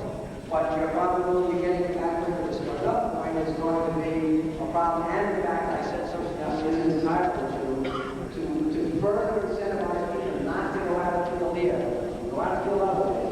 But if the ball goes out of field here, I said it gets put back in the closest place. That's true anywhere else. But even if you, whether you score or you don't score, even if you do score, if the ball goes anywhere over that ball, the ball will be put back in play at the far end. So you have to run all the way back to get it, whereas if the score is getting in play, or even the bat's up to the side, then you want to cross it. Another point you want to pay attention to is imagine there were two other machines. And let's imagine that the two other ones had outriggers and things sticking out and stuff. Look how easy it is here. You don't imagine that you're just scurrying around in those beats. There's going to be stuff in the way the whole time. The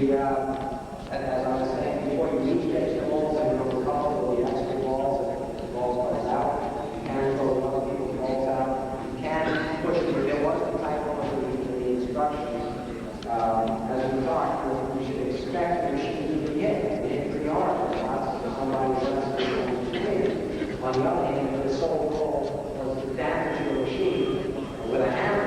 They're not going to allow it. In football, you're allowed to tackle somebody, you're not going to fix it. It is simple that you're fighting with another machine and you can, it's pretty difficult. So you can get it up in their machine, outside of the building. You can all you want, that's okay, but the discriminating point would be a part of their machine is far enough out of the field that the only way for it to continue to play would be to use its own motor power to drive back in. It has to react off the surface outside of this field. The judge will claim that machine will be knocked out of the ground and it's dead. So it's a perfectly legitimate strategy to try to fix somebody else's machine on the work outside. It's perfectly legitimate to try to get it out this way. It's a little bit steep and it's a little bit less traction than the property. It's perfectly legitimate. You can't grab onto these things, but you can shoot against it. You can't grab onto the edges of the field. You can score as many times as you want. In 2 minutes, or you can sit on the air and play the minutes. You can wait on sitting on the air and have the highest ball and once nobody's scored. If all of it sounds very confusing and it's not really a clear strategy in mind, as Flowers has said, we put a lot of effort into making sure that the ambivalence scale is such that it is probably a lot easier to score 3 points than it is to ball. But it's so much easier if we do that 3 times versus 2. We don't believe it. We hope that everybody comes up with some of the different strategies because we just get. Also, as you pointed out, we think that it's a relatively simple way to get points. Anybody that's probably a little harsh. Anybody with some proven effort or the everything machine can at least pick up with a small ball. So it's not trivial, by the way, based on the size of the machine, and drive off and spin it all the time. We believe that every competitor coordinated to make a machine can perform and compute. How much more aggressive do you have to be to win? Will the winning team be 3-2 or will it be 15-5? We don't know either. The kids have a lot of horsepower. Those rubber hose that we gave, you can easily launch a ball from that speed bump to this wall. We've done it. It's not that hard to do. There's enough stuff in the kids to implement that. We're not suggesting that that's at all strategy. Just making an observation. When you were displaying that blocking type mechanism, if a ball comes over and breaks the plane, hits the machine, and then bounces somewhere over, does that still count? The question was, we were demonstrating blocking. What happens if the ball hits over and breaks the plane? By the way, I think what you meant, I hope what you meant is the complete ball doesn't break the plane, but just pass it completely through the plane. If the ball gets halfway through, you can send a mascot to it, unless in the referee's opinion, if the ball has gone completely through the plane, it doesn't count. But if it gets through the plane, and the machine over here, for instance, then pops it back, it not only counts as a point, it counts twice. Every time the ball gets completely, so you don't have to worry that it's going to jiggle up the back if you're going to get balls. If you get the full 30-inch diameter through, and somehow it then later 30 inches goes back, you score twice. Who gets the second point? The ball. The second point goes to understand. The question was who gets that point. You can pick up the other guy's ball with your machine and throw through and get 40. Every time the yellow ball passes the plane of that, it's big. It's 3 points. Every time the smaller yellow, we just happen to have blue and small ones. That's the game understands. There's going to be 6 of these balls out there. Two of each color. A big and a small yellow, a big and a small blue, and a big and a small red. Every time your color ball, and your size, transitions this plane, you score. If it, by whatever chance, the ball comes and bounces off the machine, doesn't hit this playing surface, but came in contact with the machine, and then came over the bat, That question was, what if the ball does get through, doesn't contact the plane surface, but contacts another machine or a post, and then goes over the back, as we said. We're trying to discourage lofting it, which could hurt the video, could make it difficult for the judges at some angles to decide whether we scored or not, and to encourage you to make sure that you have some control.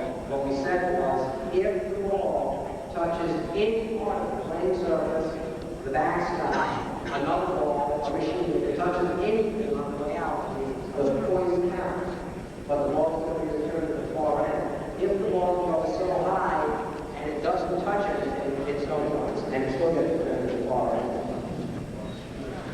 Are you doing anything to discourage opponents from shooting the balls over? The question was, are we doing anything to discourage opponents from shooting their competitive balls through the yard?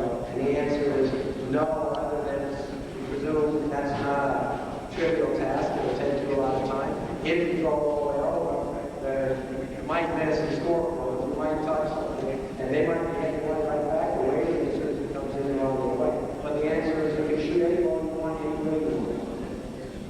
Other than the tape on the floor, is the arena as it's supposed to be, is it complete or is it not complete? The question was, other than the tape on the floor, is this arena, and I know some people come back here about 20 times after the lunch, like all come look at it, and I encourage them to run up and down here. Is it complete? As I said, we believe it's as complete a representation as we can. By the time we get to Epcot, we might have to do more dresses, the paint job a little better.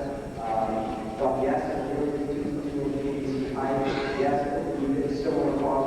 Hopefully there's some cases over here. But as I have said, I think it would be a big mistake, as it is in the real world, to try to assume that the field you're playing on is perfectly level, has no bumps, has no other problems, that all these things are perfect. I would not design for a decision field.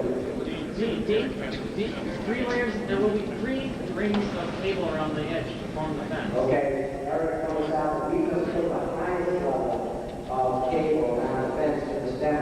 When you get closer, you'll notice that there are aisles with 2 more parallel cables coming all the way down.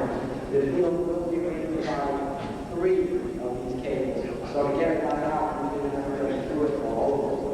Dean, are we looking at the We indoors or outdoors? It's outdoors, that's a good point. The 2 regionals, considering one's in February, about half an hour in, will be indoors in the gym. The finals at Epcot are on a stage, and as I said, back of the stage is here, and the audience is going to be going down way off in the distance. So the playing field will be facing out to the crowd, and the participants will be the 2 players from each team will be lined up across the first 3 rows. Is this the field that we use for the regionals in We may change things in terms of the switching it up. Yeah, this is the New Hampshire regional field. National red plywood. There's a step like this shown here. When you look at this thing, there's a step in the plywood. Again, if you did that for 2 reasons. One is it's going to make it real easy because it's about to take the field in the field. If we ask to make it count on angles, it doesn't matter. You know how it's going to be. I guess it's find it a little challenging. We decided to make convenient 4 foot by 8 foot piece of cutting, and then just lay in about a 2 inch gap for the pieces so the machine wouldn't fall directly off. The other reason we did is we thought it would be a little challenging to have that step, which would make it go more exciting when the machines fall off, and a little harder when the machines come up. But yes, that step will really exist. And the red area is out of bounds. The red area is not. There is no area that's out of bounds. If you want to find this red area, slide down. Have a good time. You use that step effect as something to react against? You react against that step.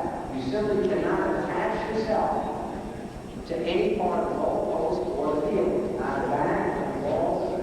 You can't attach yourself. You can push off the field, you can push off the edge of the field. Would you getting balls to try out?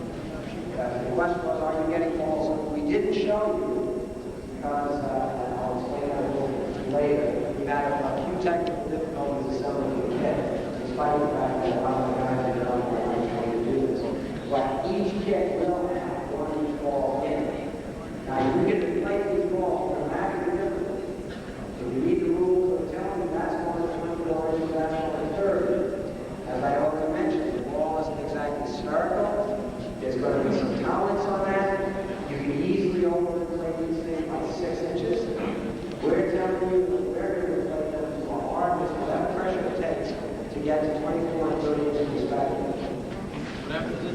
Well, the question is what happens with the roll rates. We have ideas about that too. You'll notice in the rules at any time the judges have the right to stop a match if they technical difficulty in the electronics of the on-the-scene result or something happens in the result. We anticipate that roll call break and it's not allowed to catch that. For instance, you cannot go off and post something over this, get one of the speakers, and then take your 50-pound machine and go swinging down the highway. If you do anything that attaches to the goal, or the purpose is to destroy the goal or the field, the surface of the field, your machine will be stopped. I'm sorry? You can push off against the goal, and push off against the stop. You can't attach to it. You mentioned the competition down in Florida is going to be outside. Yes, the competition is on the stage outside. There is a rule book, but I was going to ask, is the competition going to be stopped because of weather? We're going to be down here in April. That's rainy season. I suppose the question is only to stop the competition as far as the weather. If there is a hurricane going to be on West, we'll have to consider that. But you should know that FCOT has done an unbelievable job. We asked them to have the teams up here in the past know what the scale is to go inside of those competitions. FCOT is supplying very close to the major stadium that this thing will happen. They're supplying a tent, which is not only a tent, it's a climate control that has electric power and cables and utilities for every team on that. And you will have some kind of machine shop where it's available right there. What is it exactly? What is it that because if you can pull off and pull yourself and build something around it, what is it that they do? As I put out, you can lean and you push off, that's really not attached. If you do anything, the stick is up on it. There is a what somebody builds a device with a pretty large hook shape and it leads over the edge. We're going to have to deal with that with the judges and talk about that a little later. Unless anybody has a very specific question now, lunch is now over. We got to eat, so we can get to playing this and we talk a little bit.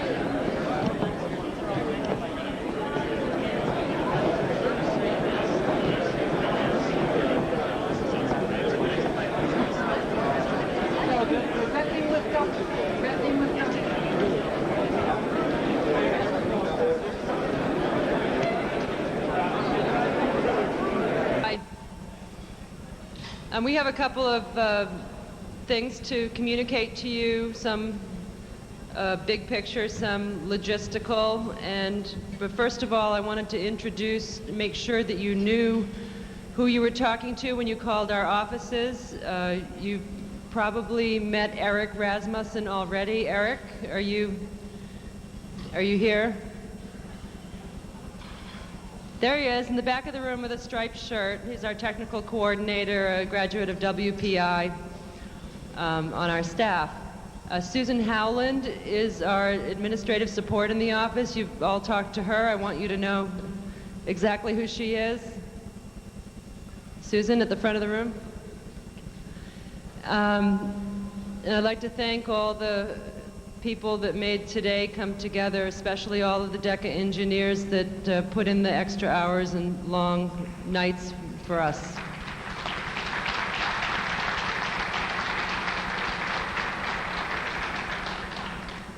There have been some questions about the Autodesk software. Very shortly, Jim Purcell, who's the Director of Education there, will speak to some of your questions.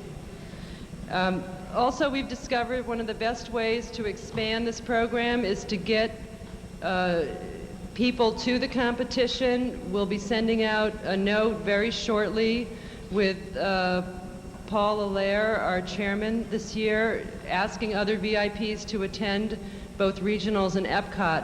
If there are other companies, university presidents, other people within your own organizations at different sites that you think would like to come and we could help the program that way, please let us know who they are. We'll send them a letter. I'm going to go ahead and introduce Jessica. She has lots to cover. Jessica Forbes.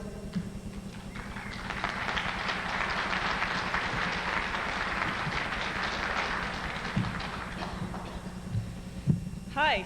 It's good to see so many faces now for the voices. A couple of quick announcements about things that we gave you this morning. We gave you a registration form that indicates your team number on it. One person on your team got that when you checked in. That team number is for ordering from small parts. Other than that, you don't need it today.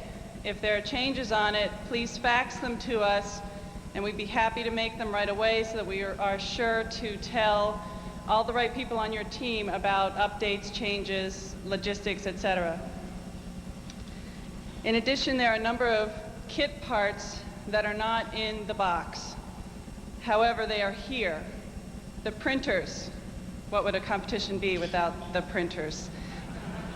They're here. If you have the means to take them with you, to carry them in your car if you drove, or if you have enough hands to cart them around, we would love for you to take them. They're over by the field, all up against the wall. If you do not want to take it with you or can't, that's fine. We will ship it to you, but you need to indicate on your kit checklist, which I will tell you about in a moment, that you did not take it, okay? Next is the ROA cell, which Dr. Flowers mentioned, that will be shipped to you, and it should be shipped next week, so you will have it right away. There are a number of pneumatic components that have arrived. They are not in the box, but they have arrived. There are also a few extra spec sheets, manufacturer specifications on products that are in your kits, in addition to those that appear in the appendix in the rules. There are also, as mentioned, unbound copies of the rules available. We have one unbound copy per team available in a brown envelope. If you have not picked it up, when we give out the kits, one person from your team should come to the registration area where you checked in, pick up that envelope, because the kit checklist is in there. The kit checklist is by location. In other words, in the kit you will find bags of bearings, bags of electrical components. You need to go through and make sure you have everything. If you have it, check it off. If you don't, circle it. You need to turn in that kit checklist before you leave. If you have to leave today and don't get to check in your kit, take that list home with you, check through it, and send it back to us. Otherwise, we have no way of knowing what you do and don't have. As well, when you check out today, you'll bring us your completed kit checklist, which I just explained. It's in the brown envelope. One person can come pick that up when we hand out kits. We will also be giving you a couple of other things. There's a questionnaire from Chet Angier, who is the video production company, who for the last 2 years has done the ESPN show. They need a little bit of information in order to appropriately describe your machines and also to add color to the videos that we produce every year. So that is just something you need to pick up when you come by on your way out. The parts that I mentioned, the pneumatics, the spec sheets, those will all be available a la carte style at the back registration area. Again, if one person from every team would please come. If you have not gotten the brown envelope, you will get that. In addition, we will have those components, the appropriate number per kit, available And if one person could come from a team, that way we will have a reasonable line and it will go pretty quickly. We'll try and get your kit as complete today as possible. I think that's about it. So when we give out the kits, they're not assigned by team this year. Probably what we will do is have a couple of rows of tables, go over and pick them up, find a spot to check in. The tables to the left are also available if you feel you're a little cramped in here. And then the next row, and etc. If you have to leave at a time earlier than, say, 4 o'clock, let us know and you guys can go get your kit too. It should be pretty quick, and then you just need to go through the checklist. Any questions? I will be at the registration area, as will Susan, and good luck.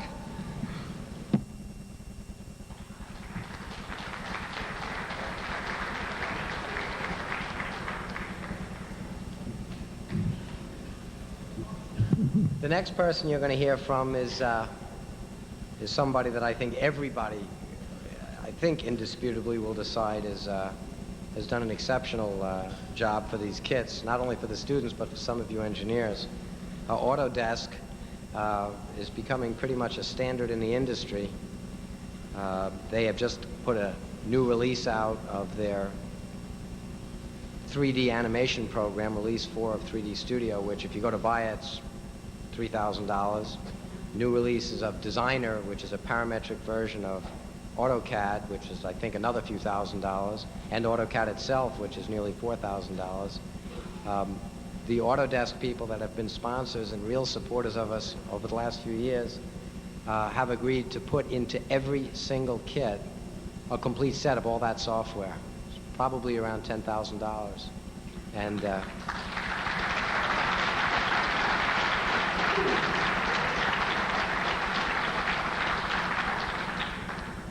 And as Woody Flowers pointed out, the ability to deal with information and use this technology is really going to separate success from failure in the future. Anyway, their commitment to us has been pretty astounding, and we now have their Director of Educational Products here, and I'd like to introduce Jim Purcell.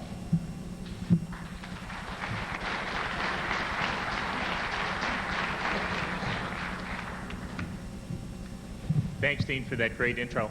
I'll be brief because you're running behind schedule. A number of you have already received the kits of Autodesk software because you sent in the application form. It had a date on it for January 31st. We're changing that date. That's the fun of being the boss. You can change the rules. If we can get that application from you Monday or Tuesday of next week, we'll ship out the kit of software to your school's overnight mail, so that you'll have it sometime next week. The best way to send it is to fax it to us. Let me give you a fax number: 415-507-6113. 415-507-6113. And address it, attention, Kaki, K-A-K-I, Layens, L-E-Y-E-N-S. Kaki's name is also in the book, but that's not with the fax number. We'll get that kit to you, and I think it will do many of the things that Dean indicated it could. In fact, now looking at the competition, which I saw for the first time today, and listening to Woody indicate the need for practice, I think one of the things that some of your very bright students will be able to do very quickly is use 3D Studio to build a simulation of the contest area, and you can get your student drivers to do lots of practice all the way along. So there's many opportunities for you to use it. The good news about it, because a number of you said, well, it's, this is professional level software, how fast will students learn this product? Well, I can tell you that I can show you places where 7th graders are teaching 4th graders how to use it. So it's beginning to get easier to use. It's good stuff. I think the kids will like it, they'll enjoy it. And as a continuation of that, one of the things I want to do is announce a U.S. First Autodesk Image and Animation Celebration. One of the things we would hope that each of your schools would do is submit to us, and the specific rules are on page 69 and 70 in your book. An animation, no more than 2 minutes, done by students, please, this time, that illustrates either your machine, your logos, your school's logos, anything you want to do to celebrate your team entry in US First. If you'll submit those by February 24th, we'll have them set up so that they'll run during the national competition. And to encourage the students who will be involved in it, what we'll do is, if you'll send with that entry, if you'll send the list of the student contributors to the animation, we'll have a random drawing and we'll provide them a copy of 3D Studio 4.0. Now, probably the only bit of bad news I have is that you need to have a pretty high-powered machine to run this stuff. So if you don't have a 486 with a math coprocessor, you need to get one. All right? And probably, having been a school superintendent and a middle school principal, I know how leverage works. You go into the boss and you say, they're going to give me $10,000 worth of software if you'll let me buy a $3,000 machine. You'll let me do that, won't you? All right? So there's a tip on how to get the money. There's the way to get the software. All of the information I think you have is there. Good luck and have a great contest. Thank you.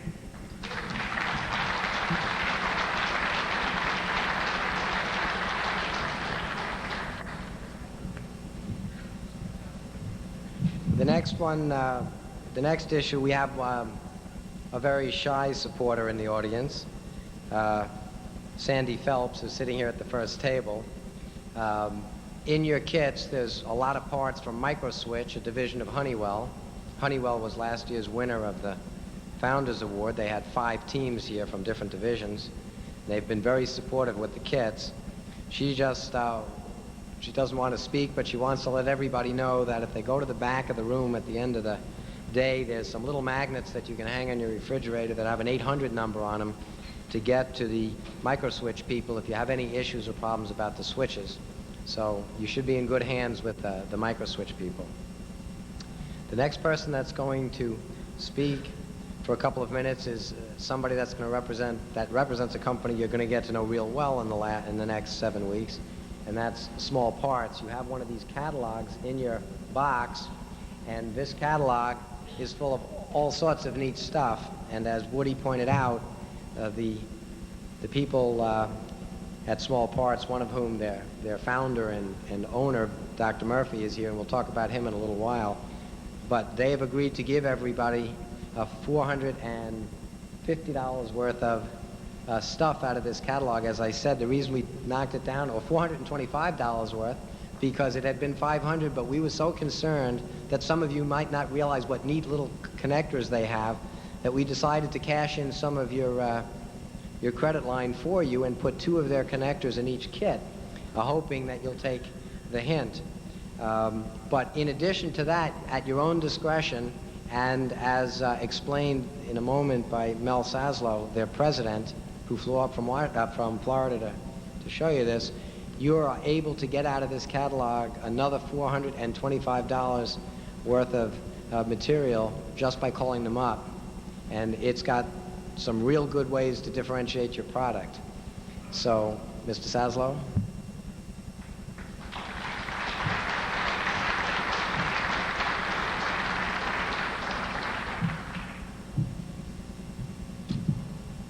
Thank you, Dean, Woody, all of you at US First for the opportunity to help you all. This is our 4th year that we find ourselves able to contribute, and we're very, very happy to be able to do that. Just a couple of points. I want to make sure that we keep the playing field level, so that if you would all get your orders in by 12 noon your local time, we'll be able to ship usually the same day. We ship 2-day UPS Blue Label at no cost to you. It's free. If you want it overnight, we can do that, but you'll have to pay. If you have your own carriers, some of you have contracts with various carriers. If you want us to ship through your carrier, if you'll give us the account number, we'll be happy to do that.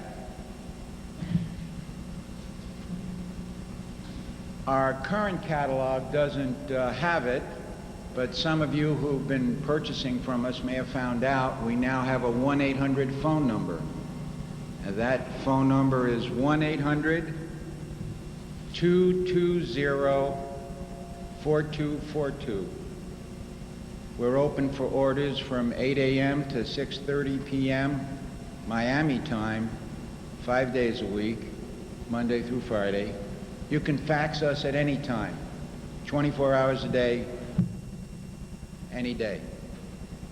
If you get the order to us by 12 noon, as I say, we'll try and ship it the same day. Now, our current catalog does not have heavy-duty gears, as Dean and Woody pointed out to us.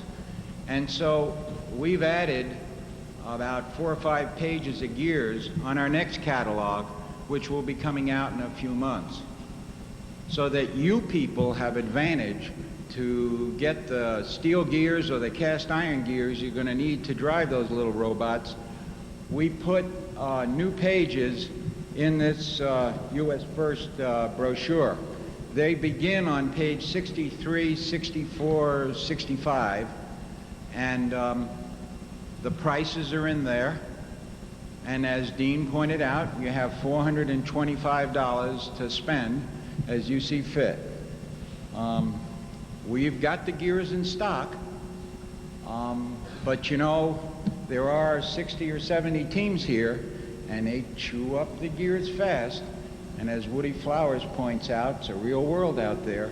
So get your designs done fast so you can get some hands on the gears. Incidentally, if you need more copies of the catalog, if you want to give them out to all the students or whatever, we'd be happy to supply them. Give James Edgar, our Vice President Operations right here, if you give him a card with a shipping address and how many catalogs you want, we'll send them out on Monday. Otherwise, if you send us a fax, we'll be glad to send them to you. We send these catalogs to schools, design schools and places like that. They're used as instructional material, and they contain, as Woody points out, a wealth of information. Let's see. That's about it. If you have any questions, you can get me or Jamie right here. And if you think of things that you need some answers on, we have a wonderful person at Miami. Her name is Myrta, M-I-R-T-A, Dorta, D-O-R-T-A. She's a wealth of information also, and be glad to help you. Again, thank you, Dean, Woody, U.S. First, and good luck on your competition.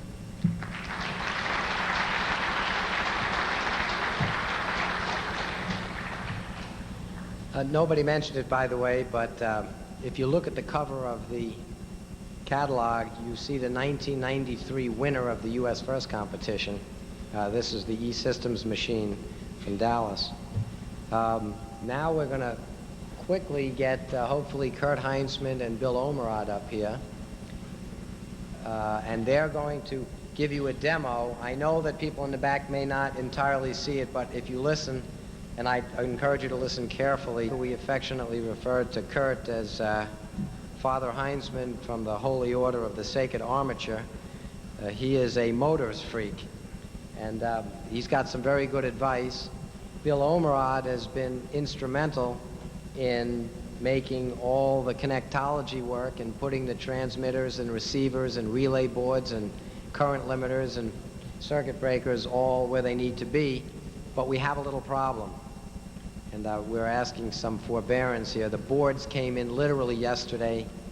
They worked most of the night stuffing them. The people from E-Systems, by the way, worked all day yesterday at their own place and last night helping get these things ready. And there's a couple of problems on the circuit board. You need to put a few jumpers in place to get full throttle out of one of the proportional channels, and you need to put a couple of other jumpers that were missing when they made the boards for us.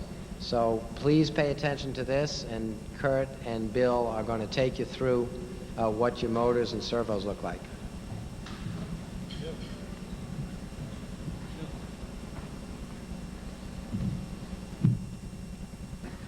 Hi, I'm Bill Omerad, and we're going to cover the control system. This year, it's a lot different than last year's control systems. We've designed it over again from scratch. We used some components from the radio control industry, so we didn't have to design everything. Some of the stuff's what you can get in a model shop. And I'm going to start out by talking about the transmitter.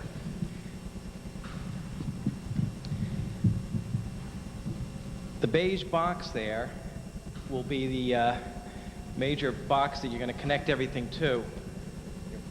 Your power connection is just an adapter you plug in the wall, and that plugs in the side. The RNet radios, these are the same as last year.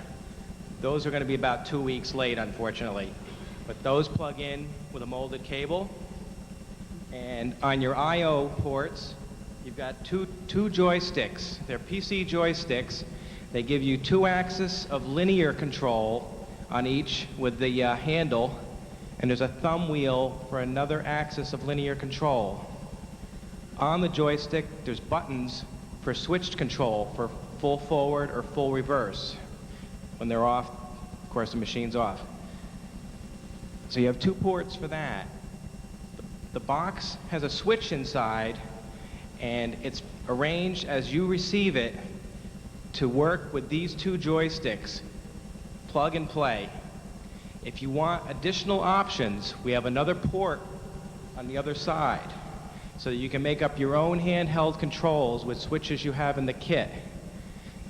So there's a table and instructions in your manual on how to set up this switch so that you can use this other port. You have to sacrifice some of the control from these 2 in order to use this side, because this uses all 8 channels. But let's say you only want to use 6 on this and 2 over here. That's your option. And we'll go to the receive side. Oops.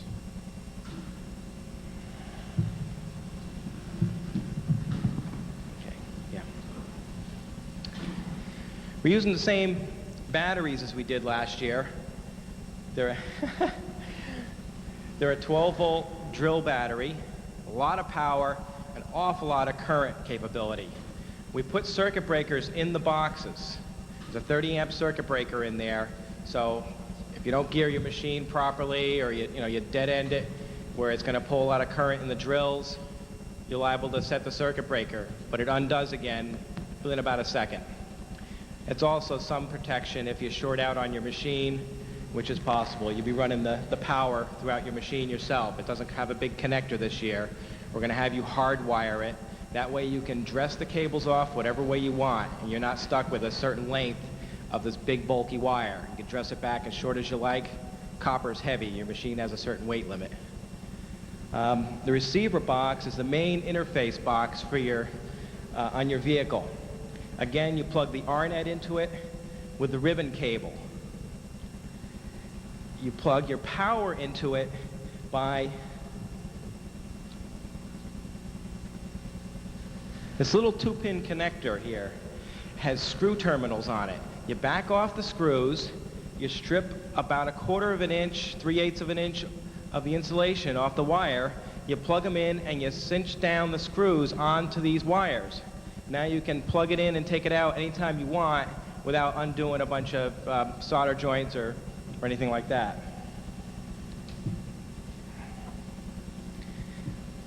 All these outputs are not motor drive outputs anymore. What they are is a signal, a pulse width modulation signal, and from there you're going to go to your different devices. Here you have servos. They're just position servos. They turn about 90 degrees with the right in sync with the joystick. And those for small actuation. There's not a whole lot of power in those. For instance, you may want to devise a shifter for your two-speed drill. You can actuate something like that with them. Your seat motors, like you had last year, those right-angle worm drive motors that had a lot of torque, they will be driven off the relay box. And this is where all your most of your power outputs come from. This box has been designed to operate off the same signals used in the radio control industry that these servos come from. So in here will be the pulse width modulated signal, and out here it will be full on forward or full on reverse or off, depending on your switch or joystick position. We've given you another option this year in that you have feedback available to you from position sensors on your machine. If you put a limit switch at the end of a travel, instead of dead-ending against something, you can touch a switch. Those switches can be wired back into these ports and turn the machine off, even though your joystick is still on. It will allow you to go the other direction and back off of that switch. It'll also allow you to run some motors without even having the joystick on. If you set up a limit switch to turn a motor on, let's say you have some kind of ball sensor that wants to grab the ball as soon as you touch it, you can set up a limit switch that'll sense the ball and automatically turn on a motor to grab. And I'm going to hand you over to Kurt, and he's going to cover some of the motor information. Oh, one other item. Since you aren't getting the R-nets right away, what you'll be getting is what we call a tether adapter. It's a, I'll show you one.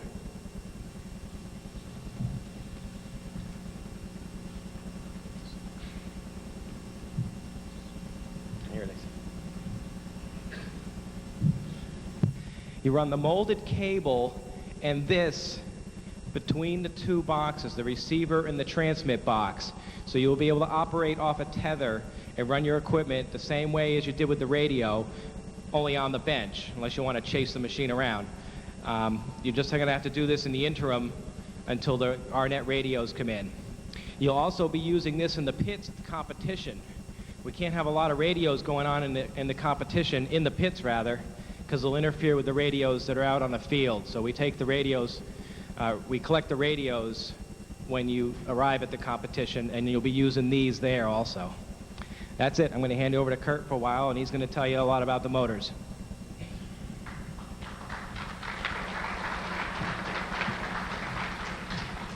I just want to say a few things about connecting power and something about the larger motors in the kit. First of all, you have two battery boxes there to plug in two batteries. They should be wired in parallel with each other. It's not good to leave batteries in parallel when you're not drawing current from them, so you should take them out whenever you're not actually running the machine. Another reason to take them out is so that you don't chop fingers off and things like that. But when you're operating the machine, the current gets drawn pretty much equally from the two batteries, so it's perfectly all right, and you should have them in parallel. You should solder all your high current connections and insulate them well. One way to ruin some of the most expensive stuff in your kit is to hook up the power backwards. Please don't do that. As was mentioned earlier, there are some circuit breakers that must be installed in series with the drill motors. If you look on page 40, you will see a performance curve for the drill motors. And by the way, the drill motors must be used with the speed controllers, and they're the only motors that may be powered by the speed controllers. If you look on page 40, you'll see some performance curves. In the upper right curve, curve B, there's a dotted line showing the current at which the circuit breaker will trip. You'll also notice that if you choose a point on one of those lines and move to the left to graph A, you will find a corresponding point there, and you can project that down to the power curves below that one, and you'll find that the intersection of the current that the breaker trips at will correspond with maximum power from that drill. So that circuit breaker is in no way limiting the power available from the drill. If your circuit breaker does trip, you need to change the gear ratio. One last thing, the Taken speed controller manual has a lot of detail in it about how to hook up the speed controller and the motor it's going to drive. It tells you you must install some capacitors on the motor to help eliminate radio interference, and it talks about routing wires. It is important to keep the signal wires coming from the receiver to the speed controller away from high current conducting wires, such as the wires from the battery to any other device and the wires from the speed controller to the motors. If they run right alongside those wires, you'll have problems with the receiver. You can see how to hook up speed controllers on the machine that's out on the field there. It's got 2 drill motors powered by the 2 speed controllers. No other motors are on there, but you might want to take a look at that. Thank you.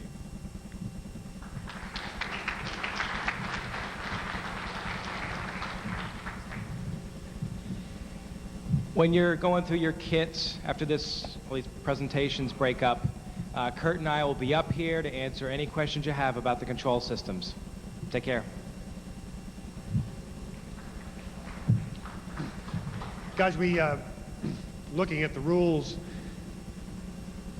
the rule about the field goal, we discussed a long time and then left it out.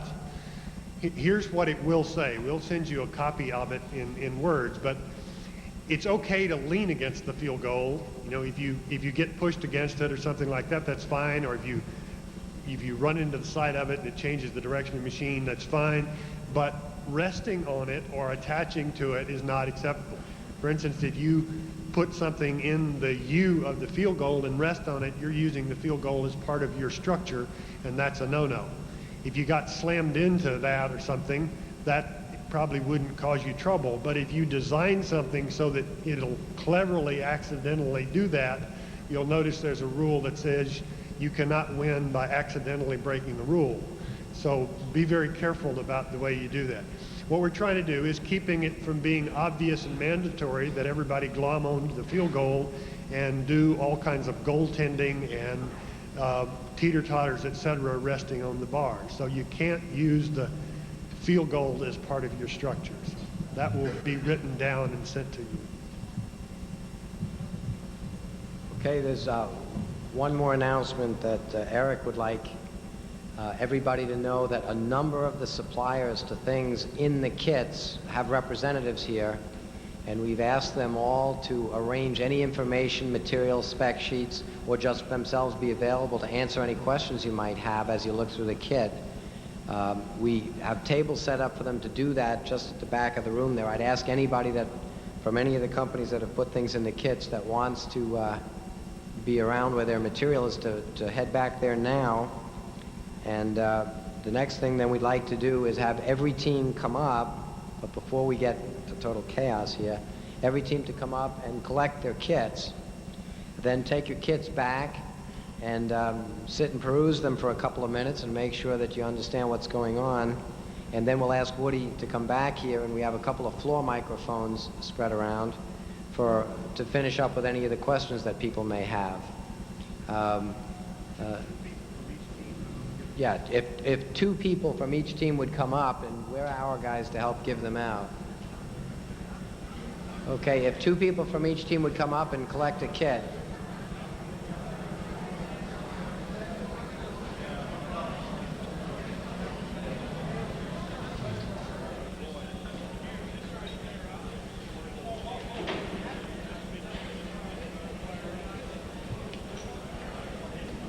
Let me offer a clarification.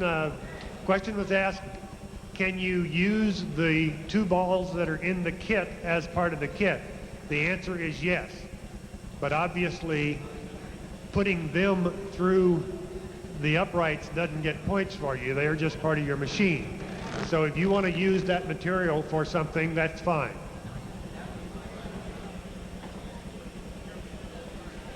And we're going to make an announcement in a moment or two about various things that have not yet arrived, so you will not find them in your kit. Hang in there.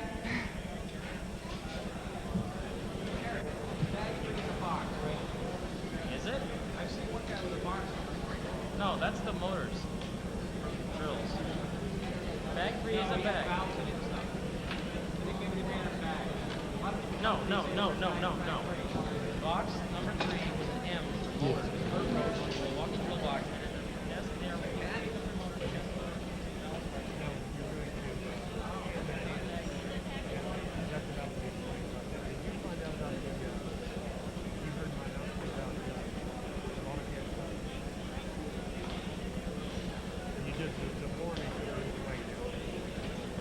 Do about missing pieces and things of that sort. Eric. Hi. Please listen carefully. I'm going to go over some changes to the kit list, that your checklist, that is. There are a few mistakes on it, and apparently there's been an omission of some parts from some of the kits. We're going to do our best to straighten that out. And I'm going to tell you what, once you've got everything that we have today, will still be missing. There's a few parts that we just don't have in the city right now, and we will be getting those to you as soon as we can. Now, to start, the first page is actually correct, as far as I can tell. Most people, or maybe all, are missing bag 3. Those were accidentally omitted from the kits. They are here. They're by the registration desk. You can go pick those up after I've completed telling you about the other changes that you should listen to. When you do get bag 3, there is one component in it, the plugs. Those we don't have yet. But that shouldn't stymie you too badly at this point. We'll get those to you as soon as we can. So plugs, even when you get bag 3, you won't find. The next change is in bag 3, the polyurethane tubing was actually included in the kit's loose. That's the 3/16 inch internal diameter tubing. So you probably found that and didn't know where it was listed on this list. It's actually listed under bag 3. Okay, the next thing, in bag 4, which is all the electronics components, the jack screws with the lock washers, those are the screws that mount into the rocker switches, apparently were omitted from a lot of the kits. We'll try to get those here as soon as possible, too. Another item that was left off the list, but you do have, is there's these little plastic levers and screws that are part of the servos that you can use for different mountings on those. Those are in the kits, but they're not on the checklist. Going to the next page, the 20 amp circuit breakers are listed as being in the battery box. That's incorrect. They're included in their own little bag that's loose in the kits. There are circuit breakers in the battery boxes, but those are 30 amp ones, and we didn't put those on the list because they're internal to it. Loose parts, we forgot to list the Milwaukee drill housings on the list, although most of you know that they should be there. And if you don't see them, then you're missing them. That's the 2 left and right halves for holding the drill motor and transmission. The relay box is, of course, not here yet because it's still being manufactured. That will be to you sometime probably by the end of the week. That's another one listed under loose. We have omitted the wheels from the list by accident. Those aren't here yet. Those are coming in this week. We'll get those to you as soon as we possibly can. Spec sheets for the valve electrical connections, which are those little gray things that nobody seems to know what they are. Those are included in the loose-bound version of the manual, but not in the bound version, and they're not on the list here with the other spec sheets. Finally, brazing rod. There's 2 different diameter brazing rods, and while that diameter is correct, the quantity was reversed, so that you should have 2 of the larger and 6 of the smaller. So what you got was correct. The list here is incorrect. Finally, there was a duplication of the 5/16 inch rod line in the checklist. You should only have 2 of them at 18 inches.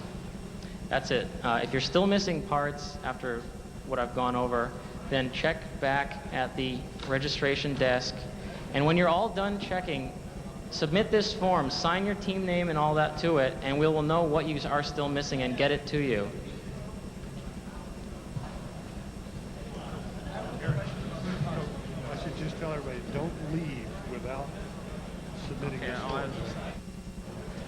Guys, let me just repeat that. Do not leave today without signing and submitting that form. We really have to have that from you. That's still here. A couple of quick announcements. Hey, hello? Hello? A bunch of people are asking questions about what happens between the two events if you go to a regional and then you're coming to Epcot. The first thing we can tell you is there is no good answer to why we picked 5 days. But if we allowed everybody to have the full 3 weeks between the two events, we're afraid, A, some people might totally redesign their machine. B, we might burn out too many of the engineers and the students by making this competition too long. On the other hand, if we just impounded your machines immediately after the regionals, we might have some machines that got beat up that need to be fixed and gotten back to proper order, and some machines need a little bit of tweaking just to make them more competitive.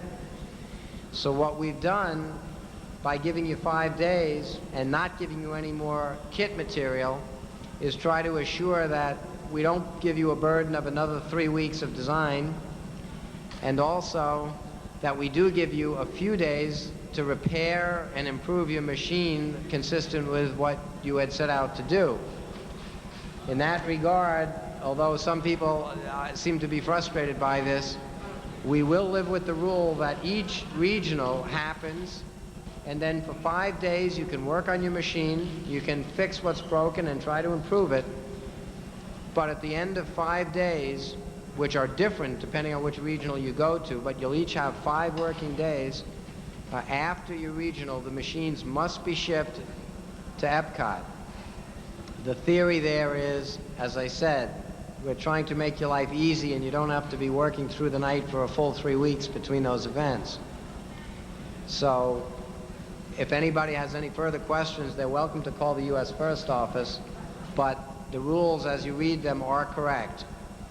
The second thing a lot of people have asked is, at the playing field, will there be pedestals behind where the groups of drivers go? The answer is yes. None of the drivers' heads will be higher than the screen, and obviously nobody is allowed to interact through that screen, but there will still be 2 drivers from each team, so there'll be 6 people lined up there, and there'll be space for their engineering advisor behind them, similar to the way we did it in the last few years. I know that there are some people that are still concerned about some parts, kits issues. Miriam and everybody else is in the back working it out. And as I told you, we have worked as hard as we could to get all the kits ready, but a few of the parts are still dribbling in, and we expect over the next 2 weeks to give you everything that's missing. In the meantime, the latest item that will come will be the RNets, but in the meantime, if anybody gets so far ahead that they're actually going to be running a machine in 2 weeks, you need to learn to use your tethers anyway, so you can operate all the motors off the tether. The only other things we have to say, I think we've pretty much said it all, is to once again thank Woody Flowers, who, as usual, has done an exceptional job today.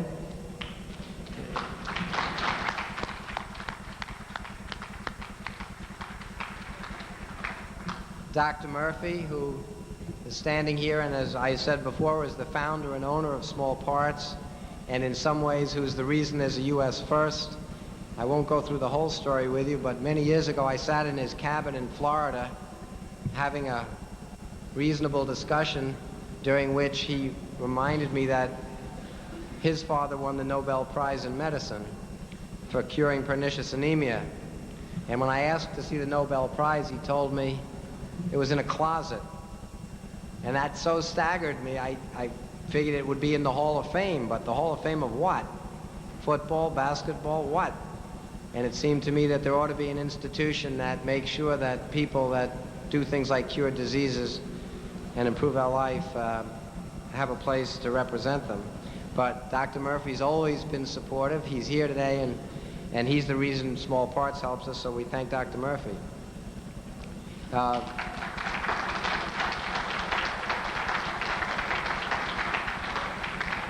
We also have representatives from at least one team and generally from multiple teams, and lots of other technical support from our 3 sponsors this year, our major sponsors, including Procter & Gamble, Honeywell, and Motorola, who have supplied enough resources and money, for instance, that we've been on national television on ESPN now twice so far this year. We thank those guys for their major support.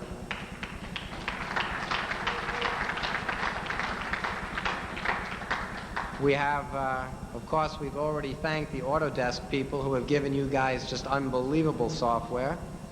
And finally, the groups I'd like to thank the most are 2. One is the stalwart companies, some of whom have been with us for 4 years now, and the new companies. Nearly 50% of this playing field this year will be new companies. So to all of our veterans and all of our rookies, we really appreciate all the support we've gotten and that we're going to get over the next 7 weeks. And last, but anything but least, I have a bunch of little businesses, and trust me, we are too busy to do anything. We're too busy to keep up with our customers. We're too busy to keep up with anything. And I have a very small company. But in that small company, guys like Kurt and Bill Omrod and a few other guys you've seen, almost everything that's here, almost everything in this place, other than the 4 full-time people at US First, Miriam and Jessica, and you met Eric and Sue, everything that's been done here has been donated time and effort by my engineering guys at DECA, so I really want to thank everybody there.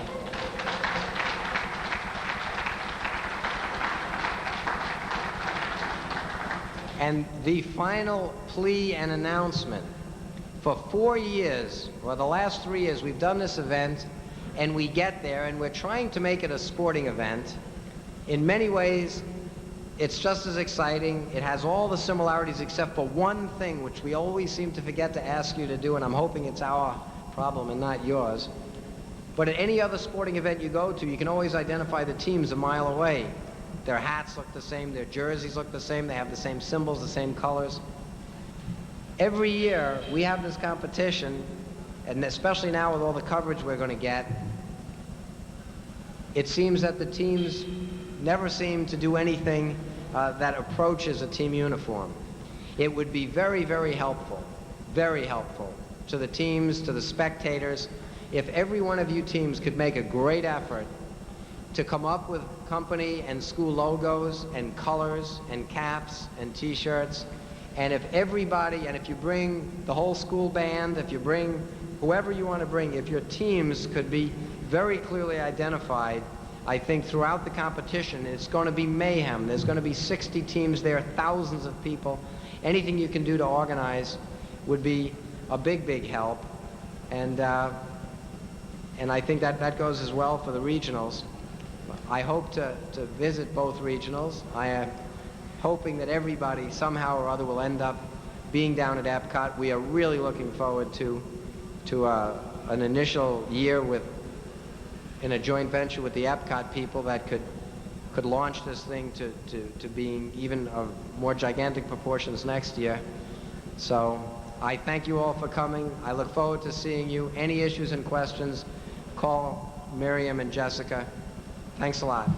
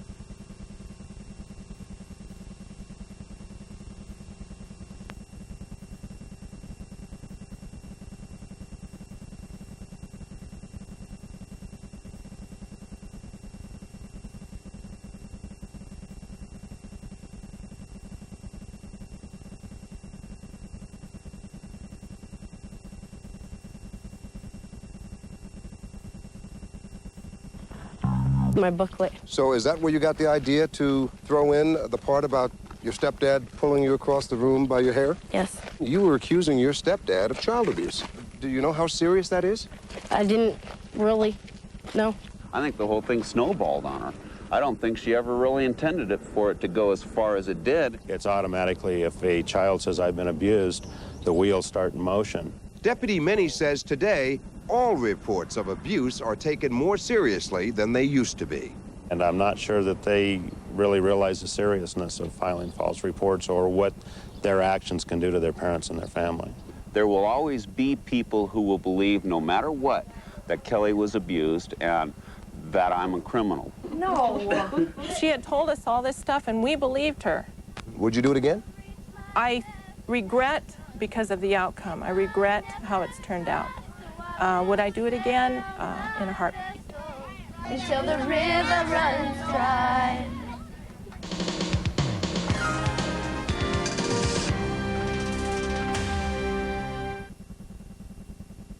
I live with the times. Progress. To reveal new skin, I've discovered Plenitude XL A3 with triple fruit acids. An innovation from L'Oreal, XL A3 with triple fruit acids lifts away dull cells and reveals new skin. Its anti-free radical complex helps combat the signs of aging. Its sun filter helps protect from UV rays. XL A3 has visible results. Smoother skin, a brighter complexion. My skin has never looked so young. Plenitude XL A3 from L'Oreal to reduce the signs of aging.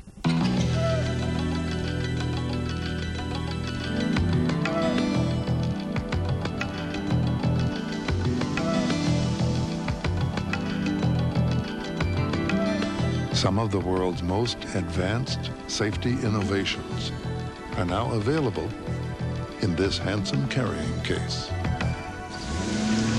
The new 960 from Volvo, a Consumer's Digest Best Buy. That's 48 hours for this week. Next Thursday, CBS News devotes an entire evening to a special CBS Reports. Join me and my colleagues Ed Bradley and Mike Wallace for The Killing Fields of America, an in-depth look at violence as close as your own backyard. That begins at 8 Eastern next Thursday. 48 hours, we'll be back 2 weeks from tonight. Here's a look ahead to that report. Want to make $1 million? Life on Easy Street. I always like being rich better than being poor. That's what it's all about. Turning dreams I want to be a successful entrepreneur. into dollars.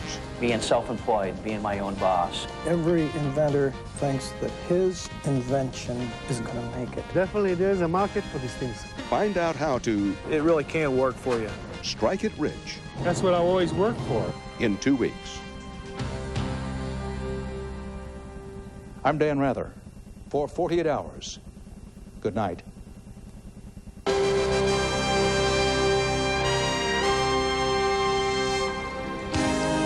For a transcript, send $6 to 48 Hours Transcripts, Box 7, Livingston, New Jersey, 07039. And to order a VHS cassette of tonight's broadcast, call 1-800-338-4847. Dave welcomes Ellen Barkin, Detroit Lions star Barry Sanders, and Michelle Shocked with members of Hot House Flowers all tonight. Now your local news. Coming up in a few minutes on News 3, GM Janesville is closing down tomorrow because of a strike in Flint, Michigan. We'll take a drive with the people who are trying to keep our streets clear of all the snow. Dane County did receive a record snowfall. We'll have this and more tonight at 10. You are watching WISC TV3 Madison. Blindfolded Dan is trying to guess what car we got here, which for you folks watching at home is the Eagle Talon. This is dual airbags. These are leather trimmed seats. I feel a CD player, 300ZX. Oh, keep trying, Dan. Dan is trying to identify this new sports coupe. Toyota Supra. From Chrysler's newest brand. Forget Supra. I feel a Lexus SC 300. It's an Eagle Talon, Dan. Right. Okay, just give me a little Test drive a Talon at your Jeep and Eagle dealer or call us. American's Big TV Sale on big TVs. Get the low price on all big screen TVs. American has the biggest selection of the biggest brands with some of our biggest savings ever. This 31-inch RCA stereo TV is just $6.99 with the stand and pay nothing till January 96. A Zenith 46-inch projection TV with surround sound speakers, $15.99 and no payments till January 96. And this super-sized, state-of-the-art 50-inch Hitachi projection TV, $19.88 and pay nothing till January 96. Big savings, big financing. It's American's big TV sale. For a limited time, Sunday through Thursday, you've got an extra reason to crave Mountain Jack's tender prime rib. Because right now it comes with a ½ pound of Alaskan snow crab. Steaming, succulent, and free. And of course you get a whole feast, including soup and salad, potatoes, baked tomatoes or rice, and fresh baked bread. Free snow crab, now with the best prime rib in town. Sunday through Thursday at Mountain Jack's. What a concept. Get ready to dig into winter with a Dodge Ram 4x4. Featuring a standard driver's side airbag, rear anti-lock brakes, plus the most powerful overall lineup of engines on the planet. And here's something else that'll warm you up to Dodge Ram. Up to $14.57 in discounts from package value when you choose extras like V8, chrome wheels, AM/FM cassette, and more. So while the rest of the neighborhood gets ready to dig out, get ready to dig in. Dodge Ram. See your nearest Dodge dealer today. Making news tonight, GM Janesville will be idled in the morning. Snowplows making sure you're moving in the morning. Perhaps the real first break in the Lori Deppis case. And America says we want to help. News 3 for Thursday. You are watching WISC TV3 Madison. This is News 3 at 10. Snow-covered roads remain hazardous tonight. A day filled with lots of snow and poor visibility turns into a windy night with lots of drifting, blocking highways. Good evening, everyone. John is off this evening. More than 10 inches of snow has officially fallen on the Madison area by tonight. For the latest weather conditions, let's go to Gary Canalti. He's in the News 3 weather office. And what is the official snow count now, Gary? I'm going to give the Weather Service a call in just a little bit to see what the official total is. So far, it's been 11.4 inches, which is a record not only for the day, but for a single storm in the month of January. The advisories as they appear right now show that there is a snow and blowing snow advisory for Columbia, Dodge, Jefferson, Dane, Lafayette, Rock, and Greene counties for tonight, and a blowing snow advisory down into northern Illinois. Current snowfall totals show over 9 inches in eastern Dane County, with the heaviest amount being the 11.5 inches here in Madison.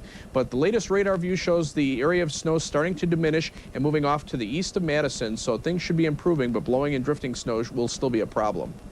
All right, Gary, we'll see you in a few minutes for your weather update. Okay. Thanks. It is one of those nights when if you don't have to be on the highway, you should not. And if you do drive, it really is a pain in the neck as well as it could be dangerous. On the Night Beat, News 3's Cindy Krause goes along for the ride on this winter storm with the people battling to keep our streets safe. The County Highway Department has pulled out all the troops for its war with Mother Nature. John Lamberty's behind the wheel on the Beltline, where traffic moves at a snail's pace. It's a brand spanking new truck, first night out for this one. The drifting. Dane County Highway Dispatcher. At Command Central, the phone rings off the hook. Some are unhappy customers. Well, we're doing the best we can, ma'am, for the conditions we have. While travelers aren't pleased, the dispatcher knows how to keep his crews happy. Got some venison stew for the guys when they come in. It's cold out there, and you got to take a break once in a while and just keep a hot meal for them when I'm on. He keeps an ear to the storm by tuning into News 3's Gary, Indiana Canalti. Snow advisory for our western and northern listeners. The worst of the snow may be over, but he expects the winds to pick up. But the strong northerly winds will be causing blowing and drifting of snow, especially on the east-west roads, because the winds will be blowing out of the north. Earlier, Madison police had so many accidents they could only respond to those with injuries. The county's accident count is up to 50. And after 8 p.m., beware, because they stop plowing county roads and work on the state. Just like Rodney Dangerfield, John Lamberty says a lot of these problems could be prevented. They just don't respect slippery roads. All they got in their head is it's quitting time and they're going home, and they don't care who or what or anything that gets in the way. But because Lamberty's supervisor cares, it's time to dive in before it's morning, and this weary soldier is digging us out again. On the Night Beat, Cindy Krause, WISC News 3. If you plan to travel in the early morning, we'll have the latest weather conditions on News 3 this morning. That begins at 6 a.m. You can also call this number. It's a toll-free number for the State Patrol, 1-800-762-3947. They'll give you the latest road conditions. It won't be the weather shutting down things at GM Janesville. The threatened ripple effect from a strike at a General Motors parts plant in Flint, Michigan will impact here in Janesville. GM employees tell News 3 the night shift is working tonight, but dayside employees won't report to work tomorrow. The Janesville plant can't operate because it's run out of the parts that are made in Flint. Workers there went on strike earlier this week, demanding an additional 500 workers to cover overtime needs. Union workers in Janesville say they're having 10 to 12 hours of overtime every week, and they too say GM needs to hire more employees. A new lead tonight in the disappearance of Lori Deppis of Appleton. The town of Menasha police say they have a suspect in the case. 31-year-old Larry Hall is being held without bond in Illinois on federal kidnapping charges. He's accused of murdering a 15-year-old girl in that state. He's also confessed to killing an Indiana student last year. Now evidence taken from Hall's car and home appear to link him to Deppis, but authorities are moving forward cautiously. I think that they think very similarly to what we do, and that's let's wait and see what the lab has to say, and let's go down there and talk to the agents who are working on the cases down there, because after those two things are done, I think we'll be in a much better position to evaluate what connection there might be. Town of Menasha police plan to question Hall about the Deppis case next week. The FBI has also indicated this man may be connected with up to a dozen other abductions and murders across the country. A Marathon County man accused of shooting 6 people at 2 group homes is in court tomorrow. 64-year-old Carl Steppert is expected to plead not guilty by reason of insanity to 1 murder charge and 5 counts of attempted murder. Steppert apparently shot up 2 Wausau homes last November, killing a 7-year-old girl. Steppert told authorities that he believed the victims had stolen money from his house. Governor Tommy Thompson doing some lobbying for his school choice plan. Thompson was in Milwaukee today talking to members of the Wisconsin School Board. He told them children should be given public funds to help pay for private school tuition, including religious schools. However, the group does not support that idea.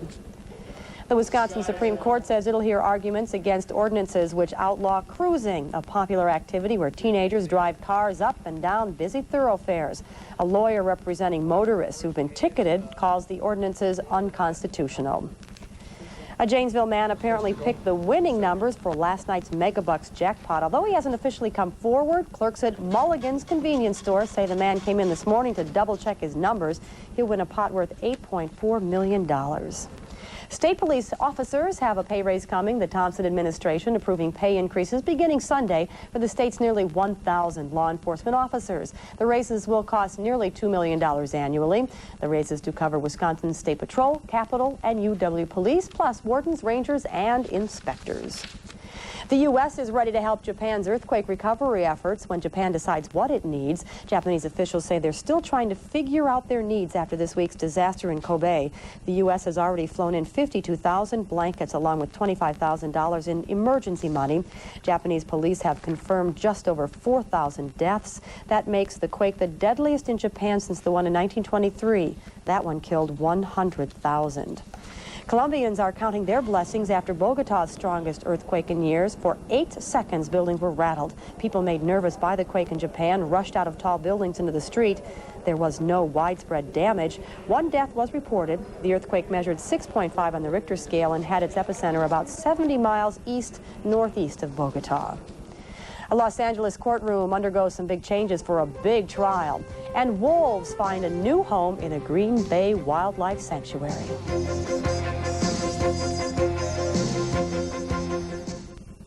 Okay, these guys are the party people. I mean, look at them. They are hungry. So then these guys here, they're the host team. They send this guy over here to Hardee's for fresh fried chicken. It's the perfect play. Hardee's chicken deal is just $6.99. 10 pieces of chicken and 5 biscuits, only $6.99. Okay, watch the replay. 10 pieces of Hardee's chicken and 5 biscuits, only $6.99. So when these guys come rushing in, here's all this chicken to tackle. When you toss a party, make the big play. Have plenty of Hardee's fried chicken to pass around. Grocery stores are smart. They want our business. That's probably why Super Saver came up with this Super Saver card. Oh, they'll probably say that offering us low prices just wasn't good enough. Neither was giving us extra savings. So now they're throwing in points for lots of stuff just because they want you to shop there. Who cares? All I know is if someone wants to give me more for this dollar, I'll take it. Super Saver. Shop for less, bring home more. Get pumped. Get primed. Get ready for the huge fitness sale. Huge fitness now sale. At Chalet Ski. Save 30 to 50% on our best high-tech equipment. High-tech. The Mini Step Portable Stair Climber. Use it anywhere. Our Proteus stair climbers, patented independent step action. Step action. Heavy steel construction. Ride into the future on a sleek Proteus cycle. Advanced electronics. Advanced. With pulse monitor. For the ultimate workout. Test drive a Spirit treadmill. The store-wide fitness sale, now at Chalet Ski. It's big, it's white, and it's only here for a limited time. It's the Reggie White sale. That's right. Your Ford dealer's having a sale, and everything Reggie wants on sale is on sale. Sell them all. Everything's on sale, like America's #1 selling trucks, Ford Ranger and Ford F-Series. Right now, drive a new F-Series for only $250 a month and get air at no extra charge. This is an FMCC lease. Each dealer negotiates their own terms. But hurry. It's the Reggie White sale at your local Ford dealer. You're watching News 3 at 10 with Beth Zerbakken, John Karcher, meteorologist Janet Pyatt, and Van Stout. Preparations are in high gear for one of the most sensational trials of the decade, the O.J. Simpson murder trial. With opening statements set to begin Monday, the courtroom is undergoing some changes. Inside the courtroom today, technicians set up equipment that will allow lawyers to use a computerized system to retrieve and display information. Outside the courthouse, a small village of camera platforms and work trailers jam a parking lot across the street. The trial of O.J. Simpson will be beamed worldwide when it begins on Monday. Doctors and abortion rights advocates are speaking out against violence at abortion clinics. Both groups were in Washington today denouncing recent attacks at the clinics. They say people shouldn't be threatened for either seeking or providing abortion services. A Fargo, North Dakota abortion clinic is now one of the safest in the country. The facility has installed $3,000 in security equipment. Before anyone can enter, they'll be checked with a handheld detector and also pass through a wall detector to make sure they don't have any weapons. The clinic has also installed new door locks and surveillance cameras. The improvements come after 2 women were gunned down, killed at 2 Boston area clinics. The White House is working pretty hard to sell the president. As President Clinton spoke at a ceremony marking the Retirement Protection Act, there's a 38-page release of Clinton's presidential accomplishments.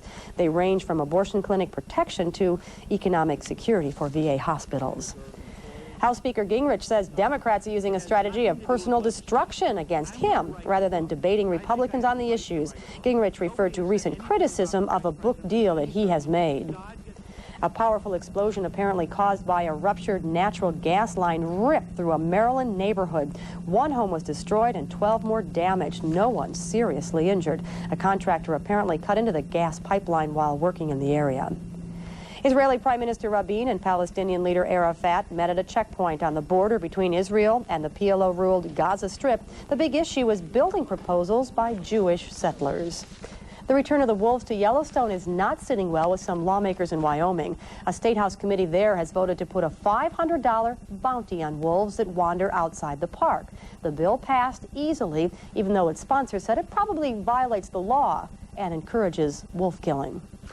A pair of wolves now roaming at a 1-acre habitat at the Wildlife Sanctuary in Green Bay. The wolves arrived in late December from the Wildlife Science Center in Forest Lake, Minnesota. The wolves will live in an indoor-outdoor exhibit area which features a state-of-the-art security system. It also lets the public watch the wolves from a heated building. The snow is behind us, but will the wind cause more travel problems? Gary is in next. And we've got some teddy bears that'll keep you warm throughout the winter, thanks to their fur.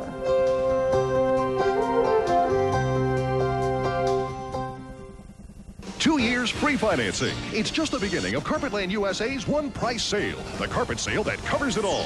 3 rooms of carpet, better pad, installation, measuring, delivery, and 2 years interest-free financing. All for one low price. Get huge savings store-wide on carpet for any room in your home. Prices as low as $3.99 complete from $15 a month. Interest-free for 2 years. It's Carpetland's one price sale. Carpetland USA. Hurry, 2 years free financing ends Saturday. Big rig coming through, make way! Hurry, it means Whirlpool truckload sale. Main Appliance and Whirlpool have dropped prices. Now this is a truckload sale. The trucks are moving out into Maine. And the Whirlpool appliances gotta move out.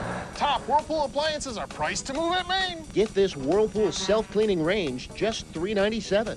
A Whirlpool built-in dishwasher's $1.94. Take advantage of the situation. The Brothers Maine. Hurry means Whirlpool truckload sale ends Sunday at 5. Tomorrow on Live at 5, we'll tell you what's happening this weekend, a review of the movie Higher Learning, and birthday boy George Burns in our People Profile tomorrow at 5. Hey, honey, take a look at this. Well, I never saw such a thing. Wow. Looks like they're there. Buying used cars indoors at the Zimbrick Indoor Used Car Showroom. So when you need a high-quality late model used car, come to Zimbrick. And don't get stuck out in the cold. Honey? Anybody? Zimbrick Indoor Used Car Showroom, corner of Fish Hatchery and the Beltline, Madison. Silk on sale. Winter Silks, America's source for quality silk clothing at factory direct prices, is having a week-long 50% off sale on all 1994 merchandise. Silk long johns 50% off. Luxurious silk sleepwear 50% off.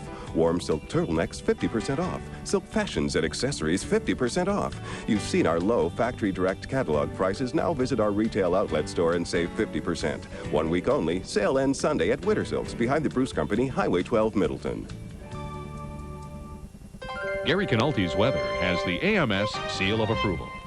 Well, it was a record-breaking storm across southern Wisconsin, and it's still not over with yet. There remains a snow and blowing snow advisory through the remainder of tonight through the central portion of our viewing area, specifically including Columbia, Dodge, Jefferson, Dane, Lafayette, Rock, and Greene counties. That through the overnight hours. Also a blowing snow advisory across northern Illinois as winds still are remaining strong, and we may get a little bit of snow accumulation on top of what we have already got.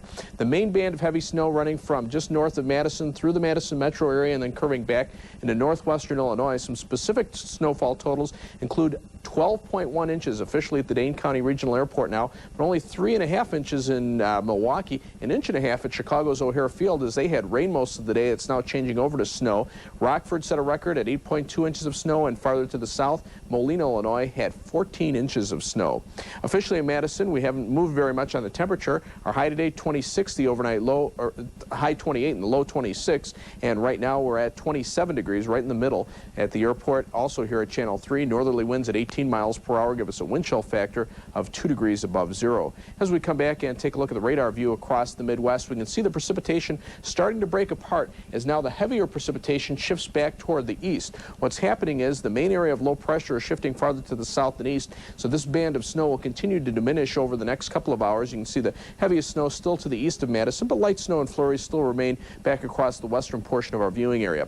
It was this little innocent swirl in the clouds here that tapped into moisture and exploded into a powerful storm system lifting northward into the Midwest. That's the storm system that brought us the heavy snow, and now more showers and thunderstorms starting to fire up farther to the south and east because the main area of low pressure is starting to actually redevelop out toward the south and east. Another area of low pressure developing in Kentucky as this storm weakens, but you can see the strong winds still on the backside of the storm as pressure changes pretty rapidly.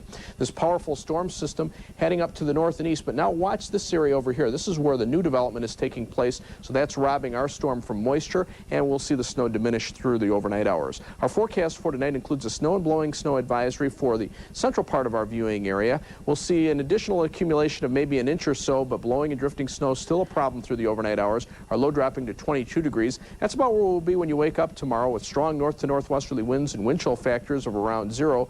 Our lunchtime temperature will be at around 27 degrees. Tomorrow's high at 30, and we're back down to 28 by late in the afternoon with just a few light snow flurries flurries through the day. No additional accumulation expected. The extended forecast calls for the flurries to continue from Saturday into Sunday as the strong winds continue right through the weekend. And temperatures will be colder on the backside of the storm, with highs only in the low to mid-20s and nighttime low temperatures by Monday morning dropping to around 0. The worst of the storm is over with, but still you're going to have to stay off the roads for a while, allow the crews to do their plowing, and it's going to be a battle tonight with the blowing and drifting snow still a problem. And also tomorrow morning, I think for rush hour, people make sure you get out early enough and drive slowly. Don't be stupid. Yeah, it's I mean, in a storm like this, you don't want to mess around. All right, thank you. Okay. Well, business is booming for a Beloit housewife. Entrepreneur Susan McLaughlin says she had no idea how popular her idea of turning old fur coats into teddy bears would be. She's now hired on a couple of other moms to help create more than 800 bears in the last few months. You got to sit all day and make something that feels this beautiful and looks this nice, and when the person that ordered it comes to pick it up, they go, oh, I love it, you know. What better job could you have? Those who do bring in their own furs pay $50 for the first bear and $35 for others made from the same coat. If you don't have a fur, you can still buy a teddy, but it'll cost you $75. All bears are tested and certified huggable by McLaughlin's 3-year-old daughter, Allison. PBS makes its case why it should receive taxpayer support. And there are 95 days between their births, yet they are twins. Get a grip on winter with Dodge Dakota 4x4 Club Cab. With a standard driver's side airbag, plus an available 220 horsepower Magnum V8 that puts a chill on Ranger and S10. And right now, you can get up to $26.83 in discounts for package value when you choose extras like V8, speed control, AM/FM cassette, and more. The snow is piling up, which means our selection of tough 4x4 Dakotas will be melting away before you know it. So see your nearest Dodge dealer today. At Happy Sleeper, we've got some spectacular news. I got some bad news for you, Mr. Factory Low Prices. I was just at another store and I saw a sofa sleeper for only $4.99. I was just about to say, at Happy Sleeper, we have sofas and sleepers starting at $299. How can you do that? Because we're the factory.